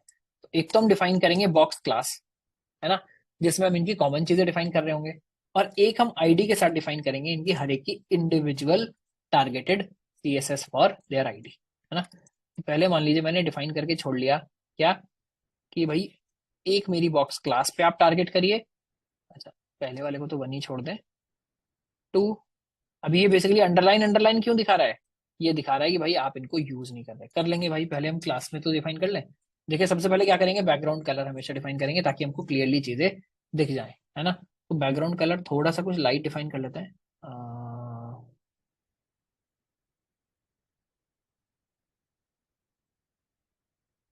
डीप स्काई ब्लू क्या ठीक रहेगा, ठीक है चलिए, है ना। डीप स्काई ब्लू हमने डिफाइन कर लिया। एक मैं कर लेता हूँ पहले से पूरे पेज पर मार्जिन 0, पैडिंग 0। ये सारी चीजें कोने से लग गई। अब हम क्या करेंगे, इसमें और कुछ डिफाइन करते हैं। हाइट और विड्थ डिफाइन कर देते हैं। Height is 50 pixels, width is 50 pixels. Height और विड्थ डिफाइन होगी। थोड़ा सा मार्जिन दे देते हैं हर तरफ से, तो मार्जिन हो जाए 10 पिक्सल्स का। देखिए जो बेसिकली विड्थ है वो पूरी बन नहीं रही है, तो हम क्या करते हैं, इनको 100 कर देते हैं, ताकि कम से कम बॉक्स से मेरी चीजें बाहर ना निकले, है ना। या हाइट को 100 नहीं करते, हाइट को 50 छोड़ देते हैं, एंड इसको 100 कर देते हैं। ठीक है, बहुत अच्छी बात है। पैडिंग 10 पिक्सल्स, और बॉक्स साइजिंग हम कर देते हैं बॉर्डर बॉक्स। लास्ट चीज क्या देंगे, बॉर्डर 2 पिक्सल्स, सॉलिड ब्लैक, है ना। रेडियस भी डिफाइन कर देता हूँ, बॉर्डर रेडियस 4 पिक्सल्स। ठीक है, देखिए अच्छे से सुंदर से हमारे यहाँ पर ही बॉक्सेस बनकर जो है वो तैयार है ना। टेक्स्ट लाइन यहाँ चलेगा या नहीं चलेगा, चल गया। तो देखिए क्या हुआ, टेक्स्ट लाइन क्या हुआ, सबका जो टेक्स्ट है वो एकदम सेंटर में आ गया, चारों बॉक्सेस मेरे बनकर तैयार है। तो ये तो हुआ बस इसलिए कि मेरे को बॉक्सेस जो है वो दिख जाए। अब हम क्या करना शुरू करेंगे, अब हम डिफाइन करना शुरू करेंगे इनकी पोजीशन। तो सबसे पहले की पोजीशन मैंने क्या डिफाइन, क्या मैं सेट करूंगा, पहले का नाम ही स्टैटिक है, तो पोजीशन भी क्या होगी, स्टैटिक। तो इस पर कोई फर्क नहीं पड़ा, ये पहले से भी स्टैटिक था, अब भी स्टैटिक है। अगले का नाम क्या है, अगले का नाम है रिलेटिव। तो मैं क्या सेट करता हूँ, पोजीशन रिलेटिव, है ना। मैंने पोजीशन तो रिलेटिव सेट कर दी, बट इससे फर्क कोई नहीं पड़ा। फर्क कोई क्यों नहीं पड़ा, क्योंकि मैंने डिफाइन क्या करना है, रिलेटिव। अभी मैंने बोला रिलेटिव, तो उसने बोला हाँ रिलेटिव, बट आप डिफाइन कैसे करेंगे, टॉप और left property, top left right bottom है यार। तो दिखना कहाँ चाहिए, जहां रिलेटिव था, जहां पहले से आना चाहिए था, पहले से यहाँ आना चाहिए था। मैं क्या बोल रहा हूँ, उससे राइट में दिखना चाहिए, मान लीजिए 10 पिक्सल्स। तो ये क्या हुआ, उस माफ कीजिएगा, एक बार हम इसको इंस्पेक्ट कर लेते हैं, वहां पर इसको बेस्ट यूज कर पाएंगे। कहाँ गया, इसको बंद करना है हमको।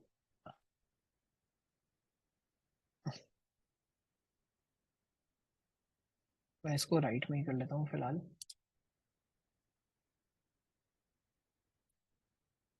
पेज को कर लेते हैं थोड़ा सा बड़ा। ठीक है, अब देखिए आपको ये समझना पड़ेगा कि इसमें जो, अगर हम एक ग्राफ पेपर यहाँ पर इमेजिन करें, है ना, मैं मान लीजिए इसका ओरिजिनल पोजीशन क्या है, एक बार मैं राइट वाले को हटा देता हूँ। पहले आप ओरिजिनल पोजीशन मान लीजिए, ओरिजिनल पोजीशन क्या है, तो ये पोजीशन क्या है, पोजीशन है ये डॉट, है ना। या मैं बात करूं तो ये डॉट, जहां पर ये डॉट है ये इसका पोजीशन है। यहां से पहले इसने अपना मार्जिन छोड़ा, उसके बाद अपने बॉक्स को ड्रॉ किया। तो आप ये मान लीजिए यहाँ पर एक ग्राफ पेपर है, और ये जो मैं ऐसे ड्रॉ कर रहा हूँ ये मेरा क्या है, वाई इंडेक्स है, और ये मेरा एक्स इंडेक्स है, बेसिकली एक्स लाइन है और वाई लाइन है। ये बात तो समझ आ गया। अब ये मेरा ओरिजिनल पोजीशन है जो रिलेटिव है, उसके सेंस में आप इसको डिफाइन कर रहे हैं कि रिलेटिव बेसिकली कहाँ जाना चाहिए, है ना। तो ये कैसे आप डिफाइन करेंगे, बेसिकली जो मैंने आपको बताया क्या क्या, बॉक्स 2 का कहाँ है, यहाँ है मान लीजिए। तो मान लीजिए मैं सबसे पहले टॉप डिफाइन करता हूँ, है ना। टॉप मैंने मान लीजिए बोल दिया 1 पिक्सल, है ना। अब क्या करूंगा, मैं इसकी वैल्यू बढ़ाकर घटाकर आपको दिखाऊंगा। ये जैसे ही मैं बोल रहा हूँ टॉप से कितना, तो आपको क्या समझ आ रहा है, ये पॉजिटिव इस सेंस में जा रहा है, यानी मैं बोल रहा हूँ टॉप से 30 पिक्सल्स नीचे, है ना। अगर मैं इसको बढ़ाता जाऊंगा तो क्या हो रहा है, इसकी ओरिजिनल पोजीशन जो है उसके हिसाब से इसकी पोजीशन सेट हो रही है। मैं साथ में क्या कर सकता हूँ, मैं जीरो को माइनस भी कर सकता हूँ, यानी ओरिजिनल पोजीशन जो है उससे 10 पिक्सल ऊपर, है ना। तो ये क्या हो गया, ये हो गया टॉप में बेसिकली आप कैसे सेट करेंगे। दूसरी प्रॉपर्टी हम कैसे दिखा रहे थे, देखिए जैसे मैं 0 करूंगा तो ये वापस आ जाएगा अपनी प्रॉपर्टी पर, यानी रिलेटिव क्या है, relative to my own position. यानी अगर मैं कुछ ना बोलता, मेरी पोजिशन क्या होती, स्टैटिक होती, तो मुझे आप पेज पर कहाँ रेंडर कर रहे होते उस हिसाब से आप यहाँ मेरी पोजीशन जो है वो डिवाइड कर दीजिए, है ना। तो ये उसी हिसाब से मेरी पोजीशन यहाँ पर असाइन कर रहा है। अगर मैं यहाँ लेफ्ट या राइट डिफाइन करने की कोशिश करूँ, टॉप या लेफ्ट, तो मान लीजिए मैं क्या करता हूँ, यहाँ लेफ्ट डिफाइन कर देता हूँ। तो मान लीजिए मैंने बोला लेफ्ट विद 0 पिक्सल। अभी ये वहीं पर है ना, टॉप को थोड़ी सी मैं वैल्यू दे देता हूँ ताकि ये थोड़ा सा नीचे आ जाए। यहाँ इसने कर दिया। देखिए लेफ्ट को मैं डिफाइन करना शुरू करता हूँ, यानी लेफ्ट से कितना, है ना। तो क्या हुआ, लेफ्ट से इतना डिफाइन होना शुरू हो गया। जैसे मैं पॉजिटिव कर रहा हूँ तो पॉजिटिव इधर जा रहा है। देखिए जब हम नॉर्मल ग्राफ पेपर बनाते हैं तो ग्राफ पेपर में पॉजिटिव वैल्यूज ऊपर जाती हैं, बट यहाँ क्योंकि टॉप से डिफाइन कर रहे हैं तो टॉप से कितना नीचे आप डिफाइन करते हैं, है ना। इसी तरह लेफ्ट से कितना राइट में आप डिफाइन कर रहे हैं। तो जब मैं बोल रहा हूँ तो ये बोल रहा है जहां मेरी ओरिजिनल पोजीशन होती, मान लीजिए 80 पिक्सल्स टू द राइट, तो 80 पिक्सल टू द राइट आ गया। इसको अगर मैं नेगेटिव ले जाऊंगा तो क्या होगा, पेज से बाहर हो जाएगा, है ना। जब ये 0 पिक्सल पर था तो ये थी मेरी ओरिजिनल पोजीशन, मैं इसको नेगेटिव करता जाऊंगा तो क्या होगा, इससे इधर जाता जाएगा। और इनका बिल्कुल ऑपोजिट क्या होगा, इनका बिल्कुल ऑपोजिट होगा, टॉप का ऑपोजिट होगा बॉटम और लेफ्ट का ऑपोजिट होगा राइट। तो अगर मैं लेफ्ट की जगह कर दूं इसको राइट, तो क्या होगा, माइनस जो है वो इस साइड चलेगा और प्लस जो है वो इस साइड चलेगा। तो जनरली आप कोई भी दो पिक कर लीजिए, मान लीजिए टॉप या लेफ्ट से आप डिफाइन कर रहे हैं, टॉप या राइट से आप डिफाइन कर रहे हैं, जैसे भी आप डिफाइन करना चाहें आप डिफाइन कर सकते हैं पोजीशन, बट वो होगी relative to your original position, है ना। तो मान लीजिए फिलहाल ये जो दो वैल्यूज हैं इनको मैं कॉपी कर लेता हूँ और ये हम डिफाइन कर देते हैं अपने बॉक्स 2 के अंदर। बॉक्स 3 में हम क्या बोल रहे हैं, बॉक्स 3 की पोजीशन होने वाली है, बॉक्स 3 का नाम क्या है, बॉक्स 3 का नाम है, नहीं फिक्स नहीं है, फिक्स तो चौथे का नाम है। ये देखिए एक के ऊपर एक चढ़ गए हैं।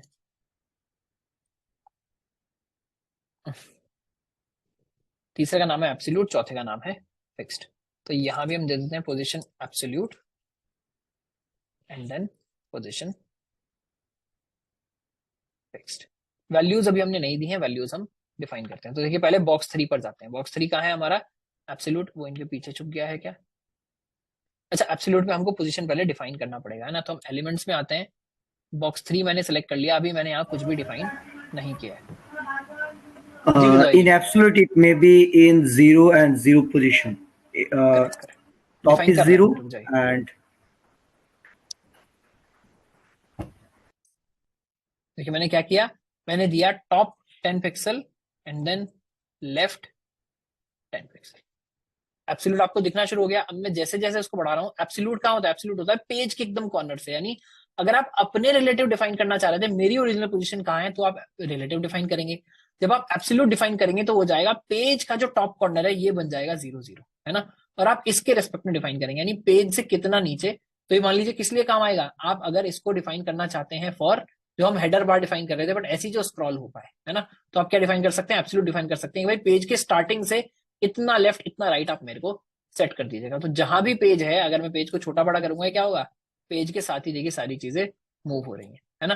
तो यहाँ भी एब्सोल्यूट क्या मूव हो रहा है, एब्सोल्यूट का 0 0 ये है और रिलेटिव का 0 0 यहाँ पर था जहां से हमको इसको स्टार्ट करना था। तो यहाँ मैं क्या करता हूँ, मान लीजिए इसको भी मैं कॉपी पेस्ट करके डाल देता हूँ अंडर एब्सोल्यूट। फिक्स्ड में क्या होगा, देखने में फिक्स्ड भी आपको ऐसा ही लगेगा। मैं क्या करता हूँ, मान लीजिए सेम वैल्यूज यहाँ फिक्स के अंदर भी डाल देता हूँ। फिक्स्ड में बस एक माइनर डिफरेंस है। फिक्स के अंदर डिफरेंस क्या है, देखिए फिक्स्ड जो है वो आपके पेज के अंदर होता नहीं है ना।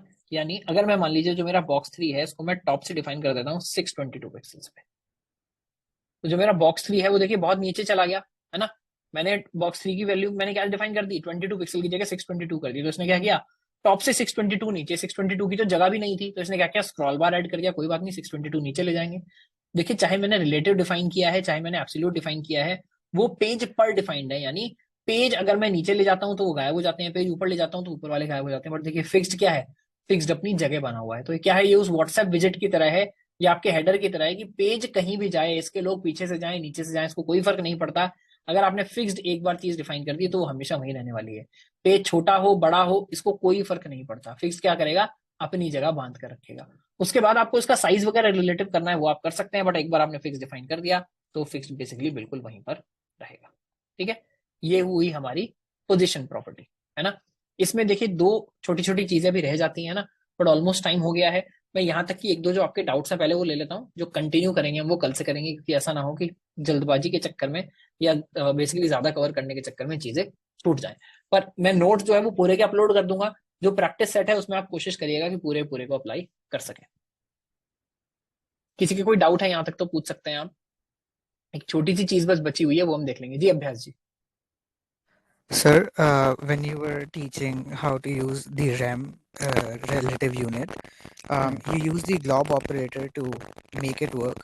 But I just wanted to put this that like we should like define the dimensions of the HTML tag, because rem works relative to the size of the root tag, which is the HTML tag. The reason why the code started to work when we used the glob operator is that glob operator actually manipulated the HTML tags dimensions. Got it. तो अभ्यास जी सबके लिए ये बता रहे हैं कि जो हमने एस्ट्रिस्क लगाकर चलाया, मैं वापस जाता हूँ, हमारा जो REM वाला एट्रीब्यूट था रिलेटिव यूनिट्स वाला, वो एक्चुअली जो रूट एलिमेंट है वहां पर वो बॉडी नहीं है जो हम बॉडी डिफाइन करने की कोशिश कर रहे थे। बॉडी का भी रूट क्या होता है, जो सबसे रूट एलिमेंट है, सबसे टॉप एलिमेंट क्या है, HTML है। तो हमको HTML करके डिफाइन करना चाहिए, रादर पूरे के पूरे पेज में डिफाइन करना चाहिए। थैंक यू अभ्यास जी। सुजीत जी।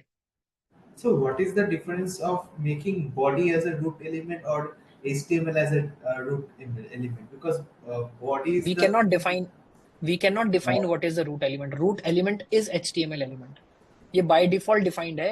ये देखिए बेसिक चीज है जो मैं भी मिस कर रहा था आपको भी बताते हुए। बट जब भी हम कोई भी पेज डिफाइन कर रहे हैं तो टॉप पर एलिमेंट क्या है, जिसके अंदर बाकी सब एलिमेंट्स हैं, वो कौन सा एलिमेंट है, वो HTML एलिमेंट है ना। यहाँ देखिए जैसे इंडेंटेशन जो है वो ठीक से डिफाइन नहीं है। अगर मैं इस पेज को कर दूं फॉर्मेट, अरे यार ये तो कॉन्फ़िगर कराएगा अभी सर, लेकिन जो बॉडी होता है वही दिखता है, मतलब वेब पेज में तो वही तो दिखता है। इसलिए देखिए मुझे भी अगेन मैं करते हुए भूल गया था ना, मेरे को भी कंफ्यूजन था। बट क्या दिखता है इस बात से फर्क नहीं पड़ता। रूट एलिमेंट क्या है, रूट एलिमेंट इज ऑलवेज 1। जैसे बॉडी एलिमेंट और हेड क्या है, किसके बच्चे हैं, HTML के। HTML किसका बच्चा है, किसी का बच्चा नहीं है। तो रूट बेसिकली रूट नोड, अगर आपने ट्री भी देखा हो, ट्री डेटा स्ट्रक्चर, हमेशा रूट नोड कौन सी होती है, जिसका कोई पेरेंट नहीं होता, जो टॉप पर होती है वो रूट नोड होती है। तो यहाँ पर बेसिकली रूट एलिमेंट कौन सा है, HTML है। जी अमन जी। सर जब हम पोजीशन को एब्सोल्यूट कर रहे थे तो वो लाइक ऊपर नीचे एक दूसरे के हो जा रहे थे, क्या वो स्पेस छोड़ देता है क्या वहाँ पर? स्पेस कौन सा छोड़ दे रहा है, एक बार फिर से बोलिए। जैसे एब्सोल्यूट यहाँ पर है, तो जब इनिशियली आपने एब्सोल्यूट दिया था और लाइक उसका टॉप और लेफ्ट आपने मेंशन नहीं किया था, तब वो लाइक ऊपर नीचे सैंडविच हो गए थे, क्या अपनी स्पेस छोड़ देता है ऐसा कुछ? वो बेसिकली उस समय तक पेज में आया ही नहीं है। जब तक आप डिफाइन नहीं करेंगे कि एब्सोल्यूट कहाँ होना चाहिए, जब तक वो पेज में दिखाएगा नहीं। तो आप अगर 0 भी डिफाइन करेंगे तो एकदम कोने में लग जाएगा। जैसे अगर मैं जो एब्सोल्यूट वाला है इसमें हम आ जाएं और इसको मैं 0 कर देता हूँ, है ना, तो देखिए एकदम ऊपर आ गया ये। और मैं लेफ्ट को भी 0 कर देता हूँ, तो अपना पैडिंग मार्जिन इसने छोड़ा, बट ये इसके बाद यहाँ पर आ गया, है ना। पर अगर मैं 0 भी डिफाइन नहीं करूंगा, है ना, तो देखिए कहाँ आ गया। अभी जहां नॉर्मल आ रहा था बेसिकली, इसका अगर आपने कोई भी पोजीशन डिफाइन नहीं किया है तो जहां नॉर्मल आना चाहिए वहां आएगा, बेसिकली रिलेटिव के बाद, है ना, किसकी तरह, स्टैटिक की तरह, है ना। पर अगर आप एब्सोल्यूट में वैल्यूज डिफाइन करना स्टार्ट कर देंगे तो क्या होगा, ये एकदम पेज के कॉर्नर से अपनी वैल्यू अप्लाई करना स्टार्ट कर देगा। शैलेश जी।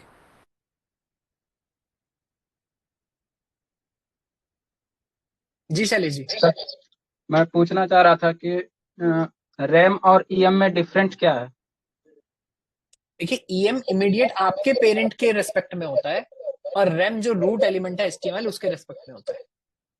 Okay sir. आपके इमीडिएट आपका क्या पेरेंट है, अगर आप उसके रेस्पेक्ट में डिफाइन करना चाह रहे हैं तो आप EM डिफाइन करेंगे। अगर आप एकदम रूट एलिमेंट यानी HTML के रेस्पेक्ट में डिफाइन करना चाह रहे हैं तो आप REM डिफाइन करेंगे। ठीक है सर, थैंक। ऑलराइट, तो अगेन एक दो टॉपिक्स बाकी हैं, इसको हम कल कंटिन्यू करेंगे, नोट्स में अपलोड कर दूंगा। आप कोशिश करिएगा कि एक बार जो बेसिकली एक्सरसाइज है उसको आप सॉल्व कर पाए। अदरवाइज अगेन देखिए, प्रॉब्लम्स आना जेन्युइन है, डाउट्स आना जेन्युइन है, ट्राई करिए चीजों को, वहां से सीखिए, वरना पोर्टल का आपको अच्छे से इस्तेमाल करना है। सब लोग आपस में आंसर करेंगे, हम भी आंसर करेंगे, मैं भी आंसर कर रहा हूँ, जो हमारे मेंटर्स हैं वो भी आंसर कर रहे होंगे। बहुत कुछ सीखने के लिए मिलेगा। और जैसे मैंने स्टार्टिंग किया था टेस्ट के लिए प्रिपरेशन बताते हुए, जब आप अपनी बेसिकली प्रॉब्लम को लिखने की बेसिकली कम से कम जहमत उठाएंगे, लिखने की कोशिश करेंगे, तो आपको चीजें और अच्छे से समझ में आएंगी। जी मोहित जी, आप कुछ क्वेश्चन पूछना चाह रहे हैं? तो मैं ये पूछ रहा हूँ कि आप जो प्रैक्टिस सेट हमको देते हैं रोज करने के लिए, उसके लिए हम नोट्स का इस्तेमाल कर सकते हैं क्या उसको सॉल्व करने के लिए? बिल्कुल, देखिए कोई ओपन हमारे जो भी चीजें हैं ओपन बुक टेस्ट है, ये कोई टेस्ट नहीं है, ये होमवर्क है। आप नोट्स का इस्तेमाल करिए, आप गूगल का इस्तेमाल करिए, आपको जिसका इस्तेमाल करना है करिए। वो इसलिए है, अगेन आप अब उसको होमवर्क मान के मत चलिए स्कूल वाला, वो इसलिए है कि मैं आपको एक टास्क दे रहा हूँ कि जिससे आपकी अंडरस्टैंडिंग थोड़ी सी इंप्रूव हो।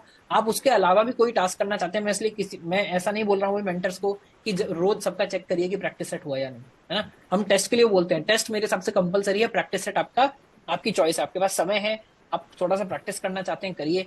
जिनके पास समय है उनको प्रैक्टिस सेट पे भी नहीं रुकना चाहिए, उसमें और देखिए आप क्या कर सकते हैं, अलग अलग एग्जांपल्स करेंगे, उसके डाउट्स आएंगे उनको पोर्टल पे पूछेंगे, मेंटर से पूछेंगे, तभी आपकी लर्निंग बढ़ेगी। जितना कोड आप खुद लिखेंगे उसी हिसाब से आपकी लर्निंग जो है बढ़ती जाएगी। जी भास्कर जी।